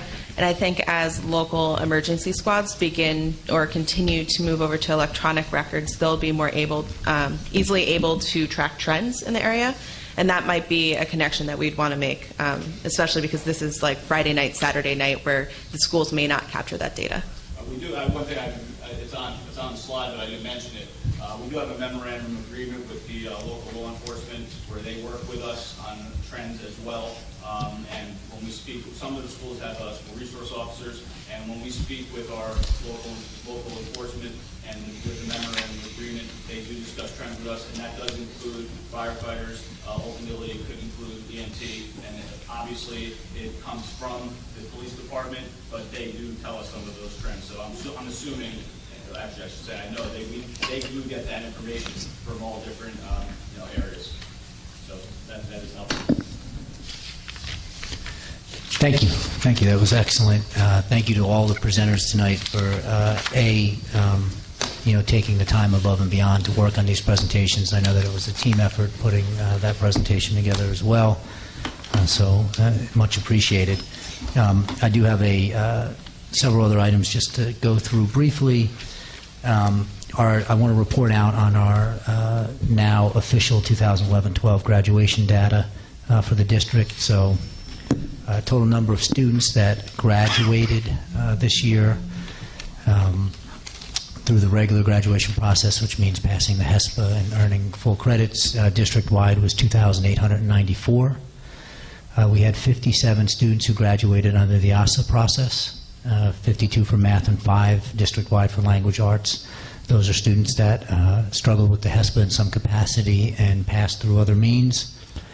And we had a number of students that received state-endorsed diplomas as a result of meeting alternative requirements for IEPs, which might mean they might have been waived from a particular requirement or perhaps had to take certain classes in conjunction with their IEP.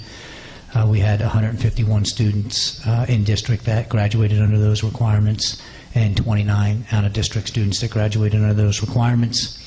And the total number of students that were denied graduation from the 12th grade class due to the lack of credits, district-wide was 6, which is a success story. The new adjusted graduation cohort rate, which the state wants us now to track students that come in our doors in 9th grade, and then how do they stick all the way through? And so there's NJ Smart is the vehicle to do that, but it's a little bit of a change from how we're used to tracking, because now we're also responsible for students. If they leave our district, then we have to make sure that other school districts pick them up and track them. But our adjusted graduation cohort rate seems to be 96.37% at this point in time.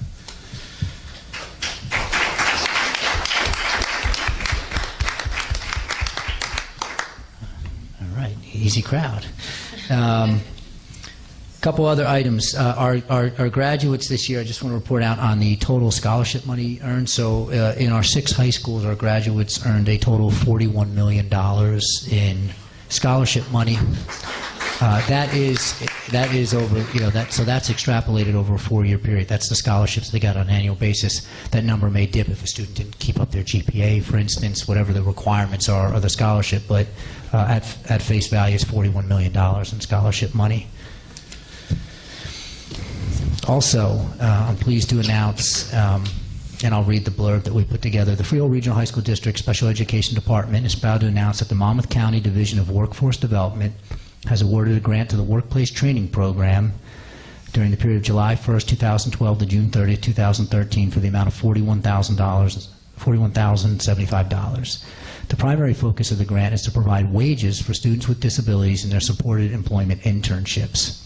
The Workplace Training Program became operational just in September of 2011.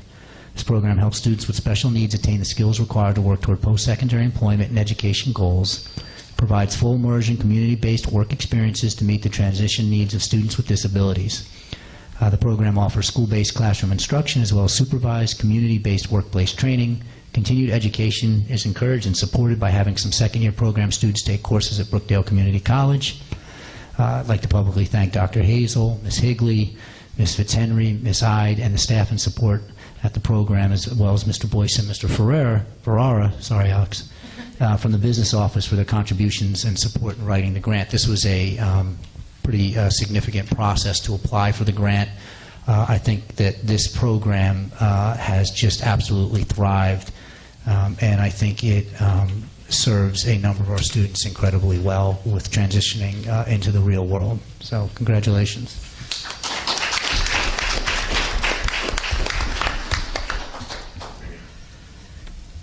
And I'd also just like to, we had graduation last week at our 6 high schools, and everybody remembers on Wednesday it was oppressive with the heat. I think my sweat stain was this wide as I got up to confer the class at Manalapan. Yeah, I'm not proud of it, but the back work from the building principals and from the administrative team in preparing for that day, that event doesn't go off as smoothly as it does when you have thousands of people on our sites. Without the time and commitment and our custodial and grounds crew, it's an all hands on deck at the district level, and the folks in the buildings take that charge to bring those events off without a hitch very, very seriously. And I'd like to publicly commend those folks for the job that they did, because we strategized with water stations, with getting the graduates water both as they were being marshaled in the building. So we had set up there, and again the big B&G department was terrific in making sure that was available. But then in orchestrating it and practicing, and I'd like to thank the 6 principals did a phenomenal job in leading those respective charges in their buildings.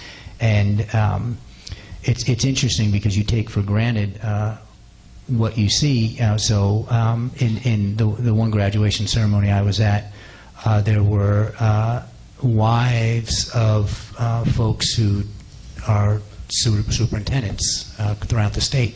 And I had 2 texts at the end of the ceremony that they were shocked at how smoothly it went, and how in approximately an hour we were able to move through the ceremony in such a positive manner, and do it in a dignified manner in that heat. And just the level of orchestration was phenomenal. And that was the feedback I got throughout the district. I've got a ton of parent emails and thank yous for recognizing each of our buildings for the time that they took. And I'd also like to thank the various volunteers that show up on those days. We have a lot of community groups, police, fire, EMT, first aid, that show up, and they're volunteers. So they didn't have to be sitting in that oppressive heat. They were doing it for the good of the school community. So Just all told, it was a terrific capstone to a terrific year, so thank you, folks. And then that's it for now. All right, before we move to board reports, I don't want to leave Mr. Sampson out there by himself. I want to let the people in the audience who keep track of how we spend money and Mr. Boyce know that I ruined the only tie I own at graduation. I soaked through it, so I'm going to be asking for a cleaning bill for my one and only tie. Okay, next we come to board reports. Do we have board reports? We have an update. Just one update on the policy committee. We are working through the revisions to the electronic mobile device. We also have a number of some mandated policies that we're working through that we expect will be up for first read July 16th, second read at our August board meeting. So that will be teed up for July 16th. Okay, board reports. I would like to make mention of the negotiations progress. We have 4, am I correct, Mr. Sampson? 4 at this time. Yeah, 4 at this time, tentative agreements. They are with the administrators. You want to give it? Yeah. We have presently we have a tentative memorandum of agreement with the Teachers Association, the FREA, the Principals Association, the SECA Association, all 6. It's weird to call it an association. And we're finalizing our MOA with the Supervisors Association, and that's going to be full bore as well. And we expect our other bargaining units to be wrapped up within the week, and we expect those MOAs to be approved at the July 16th board meeting. Okay. Any other board reports? Seeing none, we move to public participation.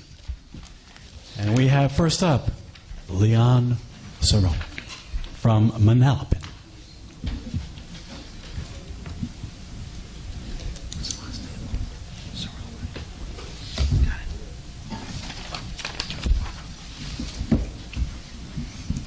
Leon Searle from Manalapan. First, I just wanted to ask a question about that last presentation about the violence and vandalism program. Some of the incidents that were listed under violence, are any of them dealt with police coming in? Yeah, absolutely. Yeah, the depending on the nature of the situation, but yes, we I don't have the raw numbers of how often the police were actually notified, but typically, if anything rises to the level where we're concerned that it's not a school event, we immediately notify the police. So a number of those events would have involved the police. When I read the agenda on Friday and noticed the raises that were listed for the number of people, at first glance, it was obvious that you made a very sincere attempt at keeping them at a very low rate. And then I thought about it again, and if the rates are this low, then why bother? You've got 9 people making over 6-figure salaries, which include, I'm sure, very good benefits. 7 people making high 5-figure salaries, and 15 mid 5-figure salaries. And it just occurred to me, looking at the numbers that various people who are being given or asked to get these raises are making. Somebody, I'll just use a round figure, $150,000 or even more, or $165,000. In this economy, what is another couple of $1,000s going to do for their lifestyle that it is necessary at this time to give raises? Gas prices are lower. Are you laughing or just grimacing? Talking to me? Yeah. Grimacing. Oh, okay. Gas prices are low, and it just seems to me that with the economy that we're having now, the small amount of money that you're allocating for these raises could be just put in abeyance. At the last year, when the same issue came up, I had made the suggestion, which I was eventually told was not appropriate, that rather than give the raises, allocate that money to the food banks. And I was told that that's not possible. So then I did some research.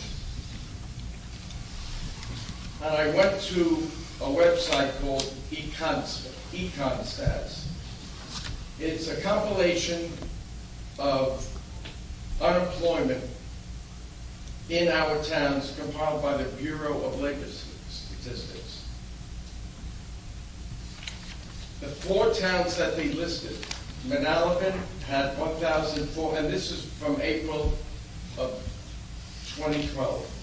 Manalapan had 1,417, Marlborough 1,468, Freehold 1,353, Howell 2,253.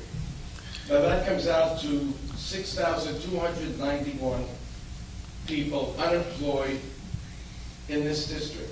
That doesn't include Englishtown, Farmingdale, or Holstein. And it doesn't include people who are underemployed or people who have dropped out of work and are not included in the unemployment statistics. Now, the total population of students in the district is approximately 12,000. Am I right? Close to that? So what that's showing is that half the students in this district have somebody in the family that's unemployed. It's not? Well, the footprint of the district is significantly larger, so I don't know mathematically. Mr. Boyce might want to weigh in on that, but I don't think that's mathematically accurate, just to point out. Is there enough children in the Well, not all unemployed people have Yeah, children. children in the districts. Not all unemployed people have children, and not all unemployed people have high school students. So it's just the It's rounding it off. The figures might not balance out that accurately, but it's a high number. It's a high number of.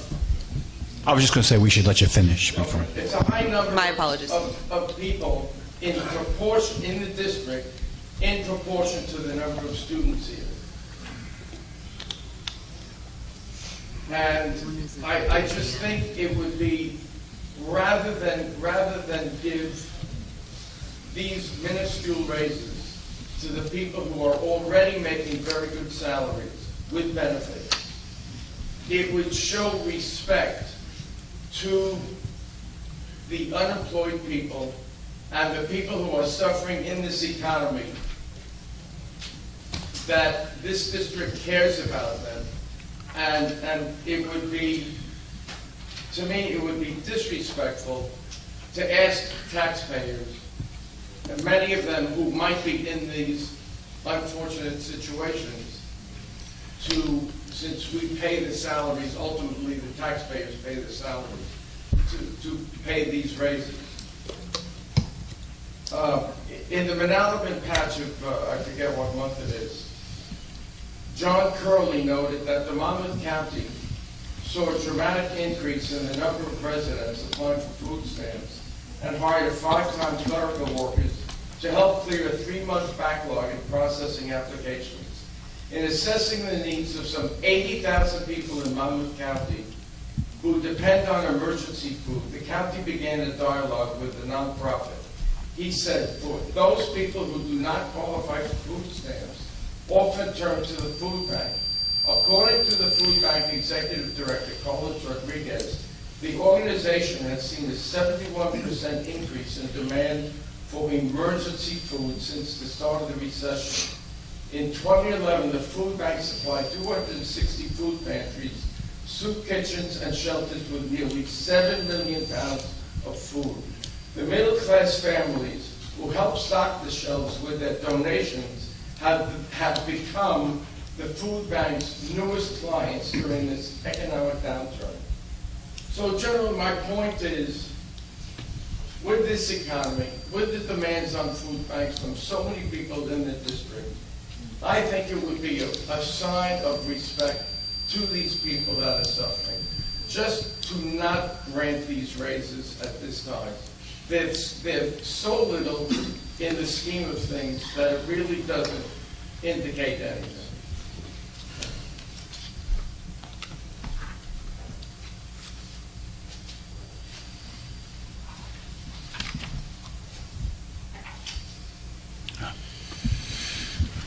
Thank you, Mrs. Cerrone.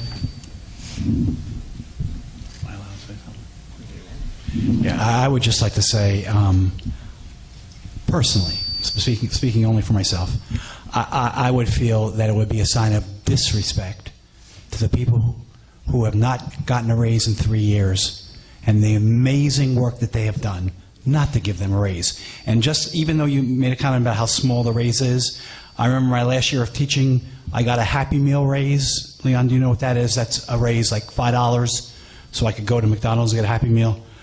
I took the raise. It was still a Happy Meal that I didn't have, you know. So I just wanted to bring that. I mean, I'm just speaking for myself, not the board.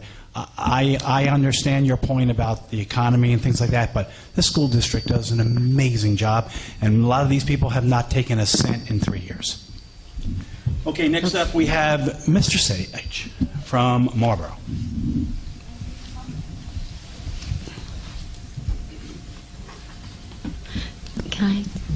Can I just wanted to add to that. Is that all right? 1 second, sir. I totally agree with Heshe, and majority of the people on this non-unit list on the agenda, basically, the majority were 2 years frozen at their salary. The top 3 were frozen for 3 years. Their increase is not substantial, but they are going to be paying substantially for their benefits. So this is a little bit of a break for them because it's according to what their salary is will determine what percentage of their premium they will be paying for their benefits, which was not, you know, seen a few years ago. And so in that case, that will help them out that little bit. And it is a matter of respect, and we were fortunate that they did this for us, and we appreciate it. Not that they did freeze their salaries without, you know, much of a backlash of complaining. There's thousands and thousands of people in this district who don't have any income coming in. Okay. I don't want to take away time from Mr. Sage. Well, Kathy, it looks like the resolution on this is predetermined based on what you and Heshe said. But anyway, I want to comment on what Leon said. But before I do, I'd like to commend the brave Colts Neck High School students that took the time to attend the Board of Ed meeting and voice their concerns regarding budget cuts that have negatively impacted their learning experiences at that school. Ms. Melissa Leroy stated that the Media Center at Colts Neck is the biggest single resource in the building. She further stated it is understaffed almost to the point of neglect. Another student questioned, how can they expect us to succeed in a technology-dominated world if we are not given the resources we need? It's their words, not mine. These remarks, along with that of other students, should serve to raise concern and warning flags among Board of Ed members that budget cuts are now hurting those that this great education industry was supposed to inspire and motivate our students. It should be noted and reassuring, and I would admit that Mr. Sampson said this area would be revisited, and I appreciate that remark that he made to the students. On the sports side, district budget cuts have eliminated a long-time sports tradition at Freeholboro High School. It's called the Jack Kunick Memorial Basketball Tournament, which was played during the holidays. My sons played in that, and they look forward to it each and every year. This tournament featured the six varsity basketball teams of the district, along with those of other schools in Monmouth and Ocean County. An event that the athletes look forward to Two, is a casualty of budget cuts instituted in the past that reverberates today. Why am I bringing this up? Because today the Board of Ed is considering upward adjustments of approximately 2%, actually it's less than 2%, to the highest paid employees of the district. If this resolution is approved, one employee will be awarded his third pay increase within the last 12 months. This is simply not sustainable, especially in these economic times. Last year we had this very same discussion. The pay raises were approved, the two board members dissented. Colson Rep. Acetol and Marlboro Rep. Messenger. Reasons given for not voting for the reasons were due to the anemic economy. Well, the same could be said this year. Much really hasn't changed. To all board members, I respectfully request you consider restoring past budget cuts to enhance and make enjoyable the high school experiences of our kids. By restoring the media specialists lost in Colson and elsewhere if they're not there. I'm not aware of anywhere else. And the sporting events that I mentioned, or considering pay raises for our highest paid employees. That's a statement I had to make, Eshy, and I got 3 questions. I see Ms. Evangelista is not here, and I also see that she's not here on the agenda. Is that an omission, or is that a typo, or is she not being considered for a pay raise? She's not on the agenda. Yeah. Good evening, Mr. Sage. We obviously can't discuss certain personnel items, but I will say the agenda is accurate. Okay, and does anybody know by now what the legal expenses are and the assignment tenure charges? What are we up to? I really don't want to hope for bills because I got chastised because you said it was expensive when I did it last time. I would guesstimate that the legal expenses for the Simon case all told is well over $100,000 at this point in time. It was about 100 when I over the last bill, and that was back in I think I went from March to March. All right, and I don't have it off the top of my head. You know, can you ballpark it, Sean? No, I don't better than I can. And well over 100. And Eshy, you had a dialogue with me on the last meeting which I was in considering the ethics complaints, and you didn't want to pursue it, I believe, appeal it, because it would cost the district. Am I accurate on that one? I'm going by what I saw in the videotape. What are you referring to now again? The ethics complaint with Lawson and Bruno. Oh, yeah. I had a comment. Do you want to appeal it? Because it would cost it. Am I accurate on that? Well, it would have cost us, I think, am I right about that? Not us appeal it, it has nothing to do with us. May I? Yes. Go ahead. Go ahead. There was nothing to appeal because there was no decision sent down by the Ethics Commission. What Mr. Bruno and I decided was not to contest the decision that they were talking about rendering, because that would have taken time and money, and just to get it over with, we said, fine. But you were indemnified, right? Were you represented by the district lawyers? Yes. Well, we would have been, yes. So there's no legal expenses in that? I don't believe so. Just to write up I don't know for sure. There were definitely legal expenses associated with it, without a doubt. Approximately $20,000. $20,000 for that? That's correct. Thank you. Really? Just a point of just a follow-up on the library media specialist, because I want to be clear. So some of those events go back to the budget of 2010, not this current budget. In this current budget, there have been no cuts to programs, and as a result of additional special ed requirements, we actually have a net increase to our staff. So no programs have been cut, and no staff. The staff as a whole has increased. That doesn't mean some positions were not eliminated if we did not have the student draw for those particular positions. With the library media specialist, I have to say I congratulate those students on coming forth and expressing their concerns, but that did not paint a totally accurate picture of what happens in our buildings. Those libraries are open. We do have staff in there. It may not be the media specialist on every day, but the access to the actual physical site is there from teachers that are on duty and things of that nature.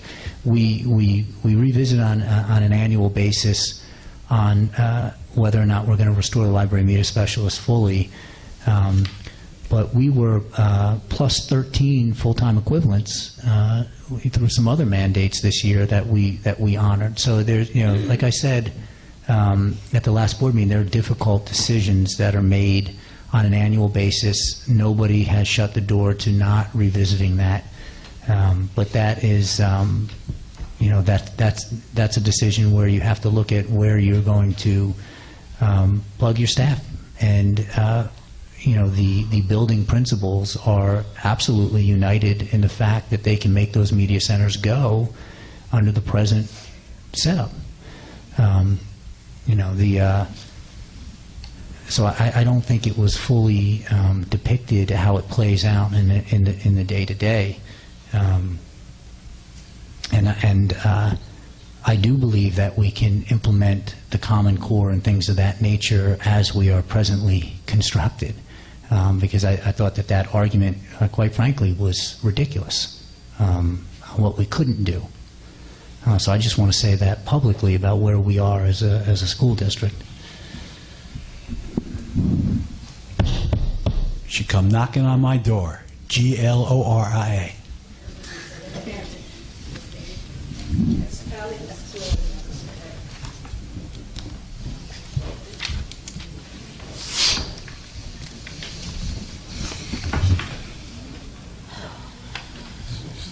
Good evening. First of all, I'd like to commend those who spoke tonight. It was an excellent presentation, and a double congratulations to Dr.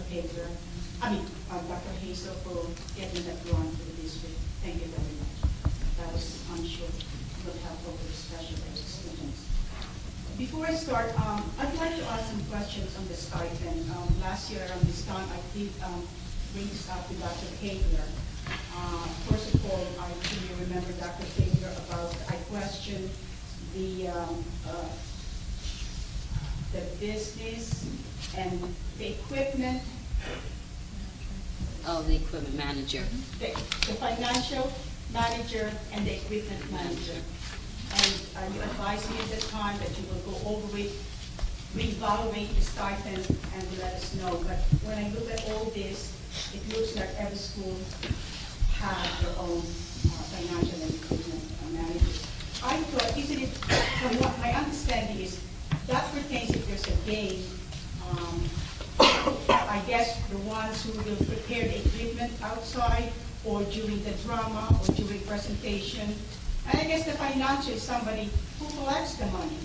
Can the SECA, because we have the SECA, we have coaches, we have assistant coaches, can somewhere along the line these people handle the same responsibility or added to that, especially handling of the money because of what happened in the past. Again, the SECA should be responsible in collecting if there's anything to be collected in terms of money. But you said you were going to get back, and you never did, and I'm really shocked to see on the stipend pages that every school has those two stipends. Another thing, also my concern was, I questioned, sometimes in, how come a teacher would have 1, 2, 3 stipends at the same time? And I questioned that before. The stipend is an after school activities. And I'm wondering how one person can handle 3 stipends at the same time. How do they shuffle the schedule? Is the stipend occurs in the fall, in the spring, in winter, whatever. But looking at this, like one particular person, John Maniazzi, music director, vocal director, and then that's one of that. And then there was one person here, music director, vocal director, the same person. I have here Masi, I remember that thing very clearly last year. Masi Nini, something like that. Music director. Right, she has 3 stipends at the same time. Yeah. So I thought that would be addressed. I keep on talking about and bringing this stipend every time, and I'm always the responsible one that it will be reviewed, it will be evaluated, and hopefully it can be corrected. But as far as the stipend, the pages of the stipend is still the same. Now, Mr. Hashi, you commenting again on what Mr. Sirolnik said. Yeah, I kind of take offense on that because when we bring up about the races, it's not about the performance or the performances of this administrator. We have tremendous employees here. Dr. Hazel, Dr. Kegler, Mr. Sean Boyce, who does a fantastic job in the business office. That is not the point here. The point that we're trying to bring to you is, yeah, the races can be minimal compared to the last one when the administrators or administration pulled this 28% raises. Okay, most taken down. But what I'm trying to say here is, when he said that there are about 6,000 people unemployed, naming only the 4 districts, okay? How about those people who are working are not getting any raises at all? The commutations expenses has gone hard. Now, if you think about, I'm sure you listen to the stock market, it's down, jobs poor, okay, unemployment is very poor. People are not getting any job. In fact, there was a report that came out, I felt bad. College students who just graduated are attempting to sue the colleges because they couldn't find a job. What we're trying to say here is, these little raises that they're asking for, they're not going to feel it. But what you're trying to say is, reflecting to the performance, that is not the question here. Like I said, I do appreciate our administrators, especially Mr. Boyce. I will commend him over and over for a fantastic job he does for the district, because he is the money man, as I call him. And also, we have great staff here. It's not about the performances. It's just the economy. I also noticed that one position here that is due for raises, it is the public information officer. Last year, that was vacated by the staff at $60,000. Now, I noticed this is the first year. I guess the person started at $68,500. If she gets the raises tonight, it will be almost $70,000. So from the position that was vacated at $60,000, we now jump into $70,000. That's a big jump. And I remember also in that position, I requested the board, because I knew at the time it would be approved. And I beg you to please review the job descriptions, to please at least look into adding that responsibility of securing grants for the district. There are so many grants money floating around. Like the report was made, the Gates are offering money for technology. There are curriculum grants. There is infrastructure grants. And at least if this particular individual is also involved in securing grants for the district, at least that can alleviate the expenses, the high salary that the administration is offering right now. But for me, $10,000 within a year, I mean, I noticed that right away, because we had no problem with the person who left last year. It was a phenomenal employee also, but there was a different reason why he left. But that was at $60,000. I just want to don't forget. And also, last meeting, you approved the lease purchase of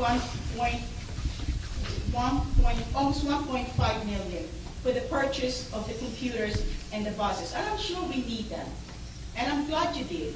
But tonight, right away, the following meeting, we're offering raises. For that money, I would have loved to see that at least used to purchase some of those computers and fully paid for, and not for lease purchase. One more. This, Mr. Sampson, you're going to be here for a year now. June, you started. I've been requesting this even before you got employed here. So please put this online so that people or the taxpayer can at least review them. This is really a waste of papers. You all post the agenda, the addendum, whatever, on the website. this report will be on the website, how about putting all of this? Because really, it's unfair for me, especially me. I come in here, I gotta flip these pages. I'd like to be able to see them and read them. And maybe if I have a question, I can ask you, but most of the time you approve it. So what's the point of printing this when we can review it? Over a year I've been asking, please put this on the website. I'm sure we have a lot of technology people in our department who can do this. Thank you.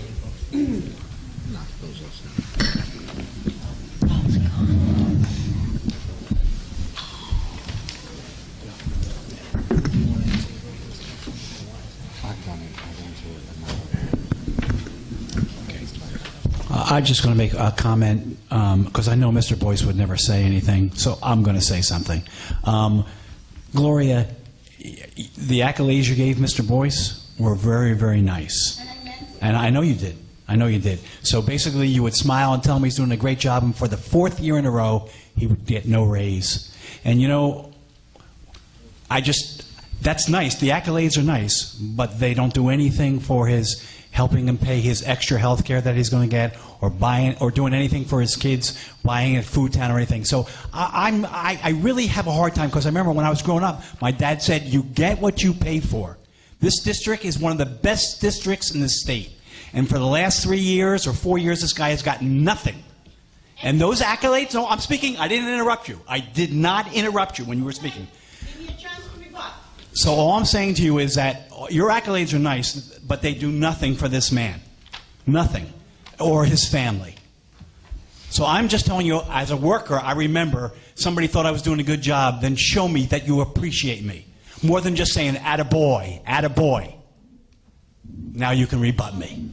Like I said, with the 6,000 people unemployed, based on the data, only 4 districts, as Manalapan, Marlboro, but just the 4 he mentioned, there are 6,000 people unemployed. The budget comes from the property taxes, yes? So how do you expect we, who are making a little money on the side, be able to cope by paying all the taxes? Because those people who are unemployed cannot afford to pay taxes. You know, Wait, 1%. Wait, 1%. What are you talking about taxes? That's not the point. It is not about the percentage here. Hey, Mr. President. Okay, we agree to disagree. We don't, like you're telling us people here, the limited people, we don't appreciate them. And for us to appreciate them is money, money, money. We have given too much already. You've given too much already to Mr. No, Boyce. in this district, I'm not saying to Mr. Boyce, but the way you always paraphrase yourself, Mr. Hedgie, is always an insult to those little ones, to the few people who come to No, I don't mean to insult you. I felt you were insulting him. Because there are so many people, as you claim, in the food bank, who are going there for food. Yeah, well, Okay, and you're telling me why we're not giving any raises? I live in Manalapan. I volunteer in Samaritan Center. Do you know how many people go there for food? That bleeds my heart. People who used to work, lost a job, couldn't find a job. Now you tell me it's unfair for us. I am fed up really, because you always chastise us. These people who speak, when it comes to money, you chastise us. I wasn't chastising you. That they are doing poor job. You always congratulate. You always commend them for the great job. And that's your mistake, Mr. Hedgie. I'm fed up with that. We try to come there to speak politely to you, to tell you, but we always politely? we don't appreciate them. For you to appreciate means funny, wrong. We agree to disagree. Here we go. But I'm a taxpayer and I feel. So am I. Why? Maybe And I have no problem giving him extra money. I don't also I have it. So here we go, Gloria. Okay. The board minutes. We have a motion to take the board in one shot. Yes. So moved. Anyone want to second it? Second. Thank you. Okay. Discussion? Yes. I have two items. Item H6 on page 38. Probably one of the strangest statistical anomalies I've ever seen. which is really the only reason I pointed out. But look at that list of people, Oh, right. and every last name in that list begins with M or N. That's correct. Are you claiming there's a conspiracy? There may be. Did you notice Now, how let they're me- funded, their salaries? Yeah, let me just explain. The Ed Jobs funding that was part of the 11-12 budget. First of all, there's another resolution on another part of the agenda to accept a supplemental appropriation of about $55,000. And what this list does was just amends the list of teacher salaries, and it could have been it's just a grouping of teacher salaries that Ed Jobs Fund was intended to Broke offset. off at the L's and now picked up. That's correct. So, for no particular reason, it's That makes it easier to understand. Also on page 23, we got a bunch of transfers in buildings and grounds, and there's no effective date.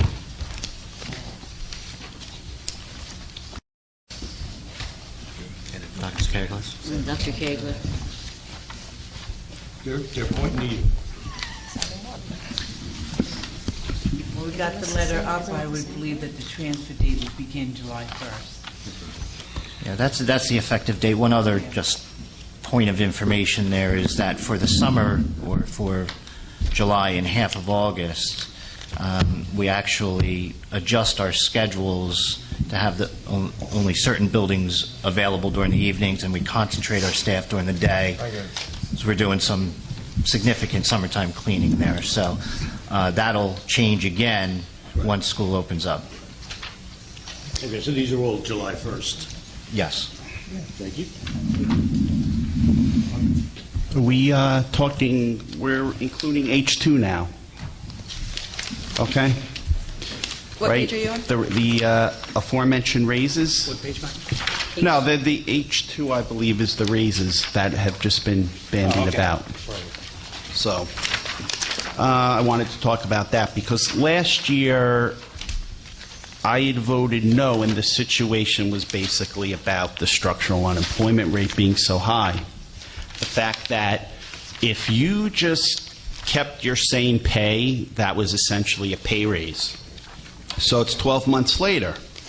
And essentially what's going on out there is that if you really look at it, government transfers to the personal sector make up almost 18% of household income. So if everyone talks about the recession and compare it to the Depression, right? During the Depression, you had bread and soup lines.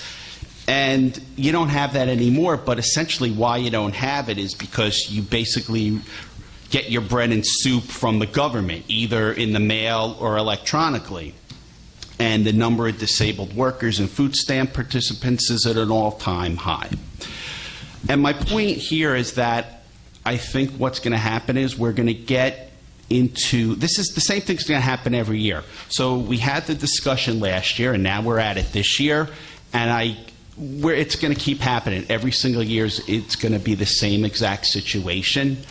So the point is, if you look at what's going to Pine Street, it's $2,794,257, which is a $46,000 increase. But the effective pay of many of the people's actually going down because they have to pay more for their benefits. So what's going to happen is if every single year I look at it like I did last year, basically the administration's going to be in a perpetual state of having their pay cut. Okay? And the fact of the matter is you have this great school district and you have parents and you have students that contribute and you have teachers. And the fact is the administration does contribute in a big way. And what would happen is if we have this perpetual state of a pay cut every year, because this is where we're essentially going to be as you have to pay more and more for the health care. If theoretically we came with a pay freeze every year, the pay is going to keep going down. And essentially that's going to be the problem if we just continue to freeze the pay and we're going to be having continued pay cuts. And I just think if you look at the $931 per year that someone in Marlboro, 55 older, pays in taxes to this district, it's just not, that's the price that people have to pay. And I'm not saying that it's good, but there has to be an administration here. And if the pay continues to get cut, the quality of the education will go down. And that's basically my point as to why I'm going to vote the way I am. You want to say something, Carl? Mary Ann, you want to go first? Or- Well, mine's not on that topic, so. Oh, let me finish then. I just want to, I wrote some notes down on this, and I'm going to read it as I wrote it. We have to have as much money as we can have directed to the classroom. This is a community that supports its sports programs as well. I cannot, in good conscience, vote to increase all raises that can adversely affect those areas. Something has to give. Therefore, that said, I cannot vote to approve all of the salary increases as indicated in H2, with the exception of Sean Boyce, who works far in excess of 40 hours a week and who saves the district so much money by doing this, and the salary of Jim Byrne, who by his unique level of experience saves the district what I believe to be hundreds of thousands of dollars by monitoring the proper maintenance of the grounds. I'm going to vote no for H2 with the approval given to Sean Boyce and Jim Burns.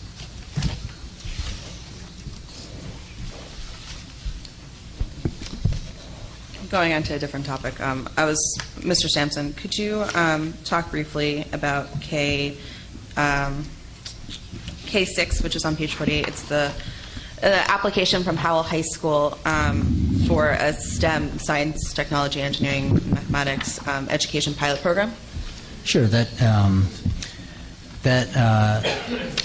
Durbig forwarded that request as it became available at the building level, and I believe Sherry Roses and Shane Davis were the driving forces behind it. What it is an application to partner with the College in New Jersey, who is offering a 4-course STEM curriculum, and we have an inaugural class that has to meet their specifications for incoming 9th graders, which is in our Tech Ed program. And they would take 4 of our teachers and pay for some summer training for those folks. And then the students who articulated through that 4-course sequence would be able to earn college credits at Brookdale College or the College in New Jersey. So we felt it was a good opportunity to apply for the pilot in one of our high schools and see how it worked out next year and get some more specific information as it went on and see if it was something that we wanted to continue that could benefit some of our students to ultimately earn college credit in the STEM area. I think it's a great opportunity, and I would encourage all high school principals to look into those similar programs that can encourage STEM. Chuck, isn't a piece of that also getting the STEM program approved for Perkins funding?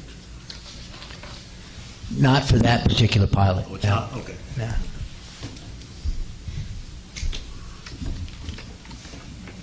Hello. Okay.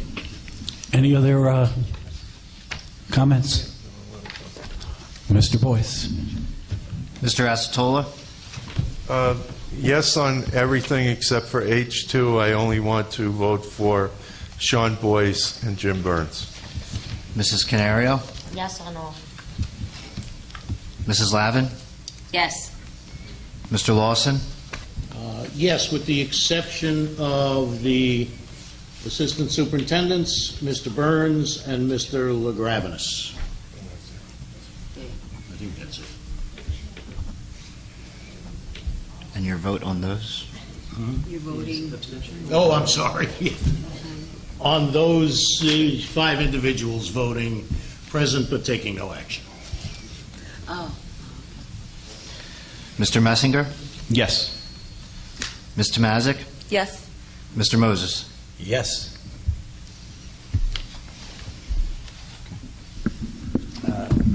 now that it's official, I'd like to offer a few congratulations.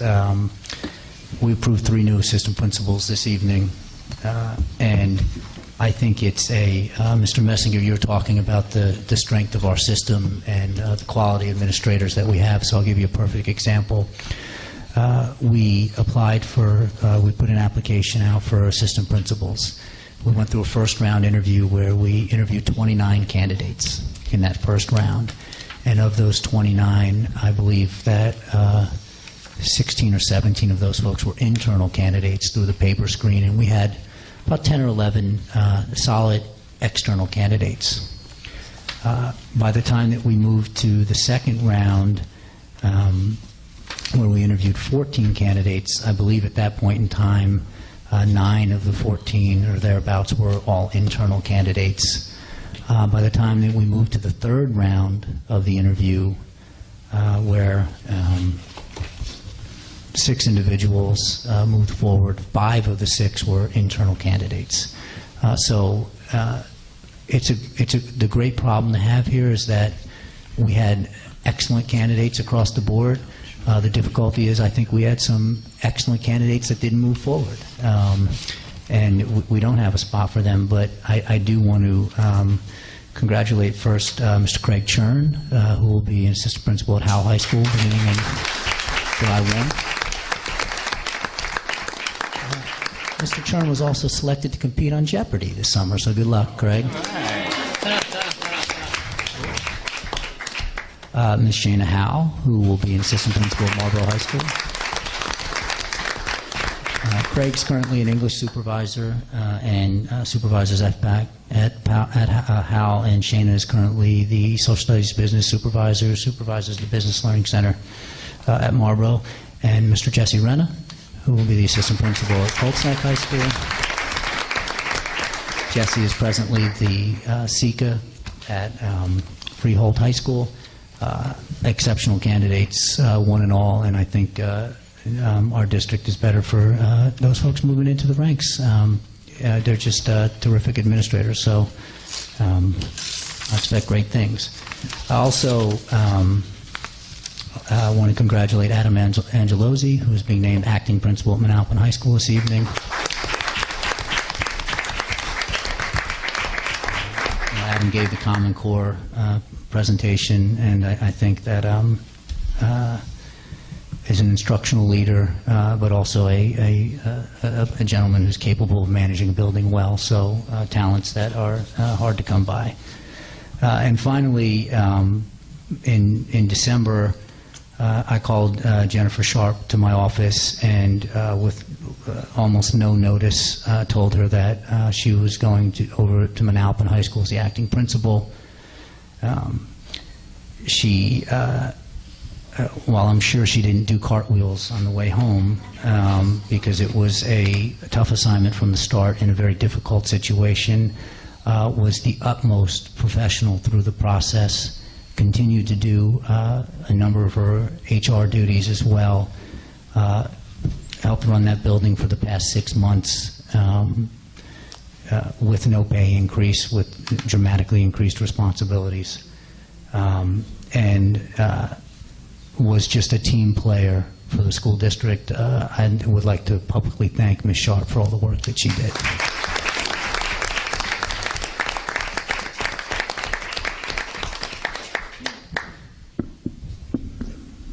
Okay, old business, new business. I have, go ahead, Marianne. It may be the same thing. I just wanted to acknowledge that we have at least 2 alumni who are currently in the Olympic trials. We have Justin Frick from Freehold High School. That's Freehold Borough, right? Freehold Borough High School. Yes. And I actually was on the track team with him on high jump in middle school, and he made it to the finals. He's competing, I think, as we speak, so I don't know what the final result is. And we also have Robbie Andrews from 09 from Manalapan, who will be running on Thursday, so tune into NBC. And if I'm not mistaken, I'm sure you can correct me, Marianne, if I'm wrong, but we have Emily Wall, who is on the national team. And do they have field hockey in the Olympics? Yes, but I'm not sure if they've decided the final roster. But she's in the running. I imagine so. Yes, from Freehold Borough High School. The youngest player ever selected to the national team for field hockey. Just while we're at, I just would like to note my wife's cousin, Julie Coley, had the second fastest time in 5,000 meter this year, and she's one race away from going to the Olympics. And she's an inspiration to my daughters because through her process, she's a product of Northumberland High School, and she's reached out to my 6-year-old about what females in athletics can do together. So while we're noting the Olympic trials, I'll just make that notation. My wife would kill me if I didn't. Okay, and before we close the meeting, I want to remind the board that we are going back to closed session, except for Mr. Lawson. Yes? You have to say for contract matters and litigation. Oh, for contract matters and litigation. We won't be returning. And we will not be returning. And no action will be taken. And no action will be taken. Yes. A motion for that. Concerned about the stipend, and you approved it tonight without even answering my concern. My questions, because it's the same question from last year that I was never answered. I brought it up tonight. You did not, nobody answered my question or my concern, and you didn't even answer. Yeah, the various positions, Ms. Close, are negotiated items. Certainly the particulars of the job scope are reviewed on an annual basis. The individual stipend positions, though, are a part of the collective bargaining agreement, and they're determined as such. I'm sure that the MOA on July 16th will speaks to the general stipend positions, but not to the level of specificity that you're asking for those particular positions. Yeah, I understand that there's assumption that they are part of the negotiation. My concern is, my question that I asked, how come the same person can hold 3 stipends at the same time? And I did answer that. Correct. I have answered that question of yours in the past, and I used myself as the case example. So I'll give you the perfect. As a high school teacher, I coached 3 sports. I was the Junior Statesman of America advisor, the senior class advisor, the key club advisor, and probably the advisor to 2 other unfunded clubs. And it was a lot of time, but there are a number of individuals in our district that are willing to put that time in to do that. And you can't always find. What you find is a sort of a core group of folks doing a lot of those positions in the building because they're willing to put the time in. And it might be, I was also a young single teacher at the time with limited family responsibilities, so folks are willing to put the time in after school. And Okay. I guess that's it. We have a motion to close the meeting? Motion. No, to go to executive. Motion to go to executive. Right. Second.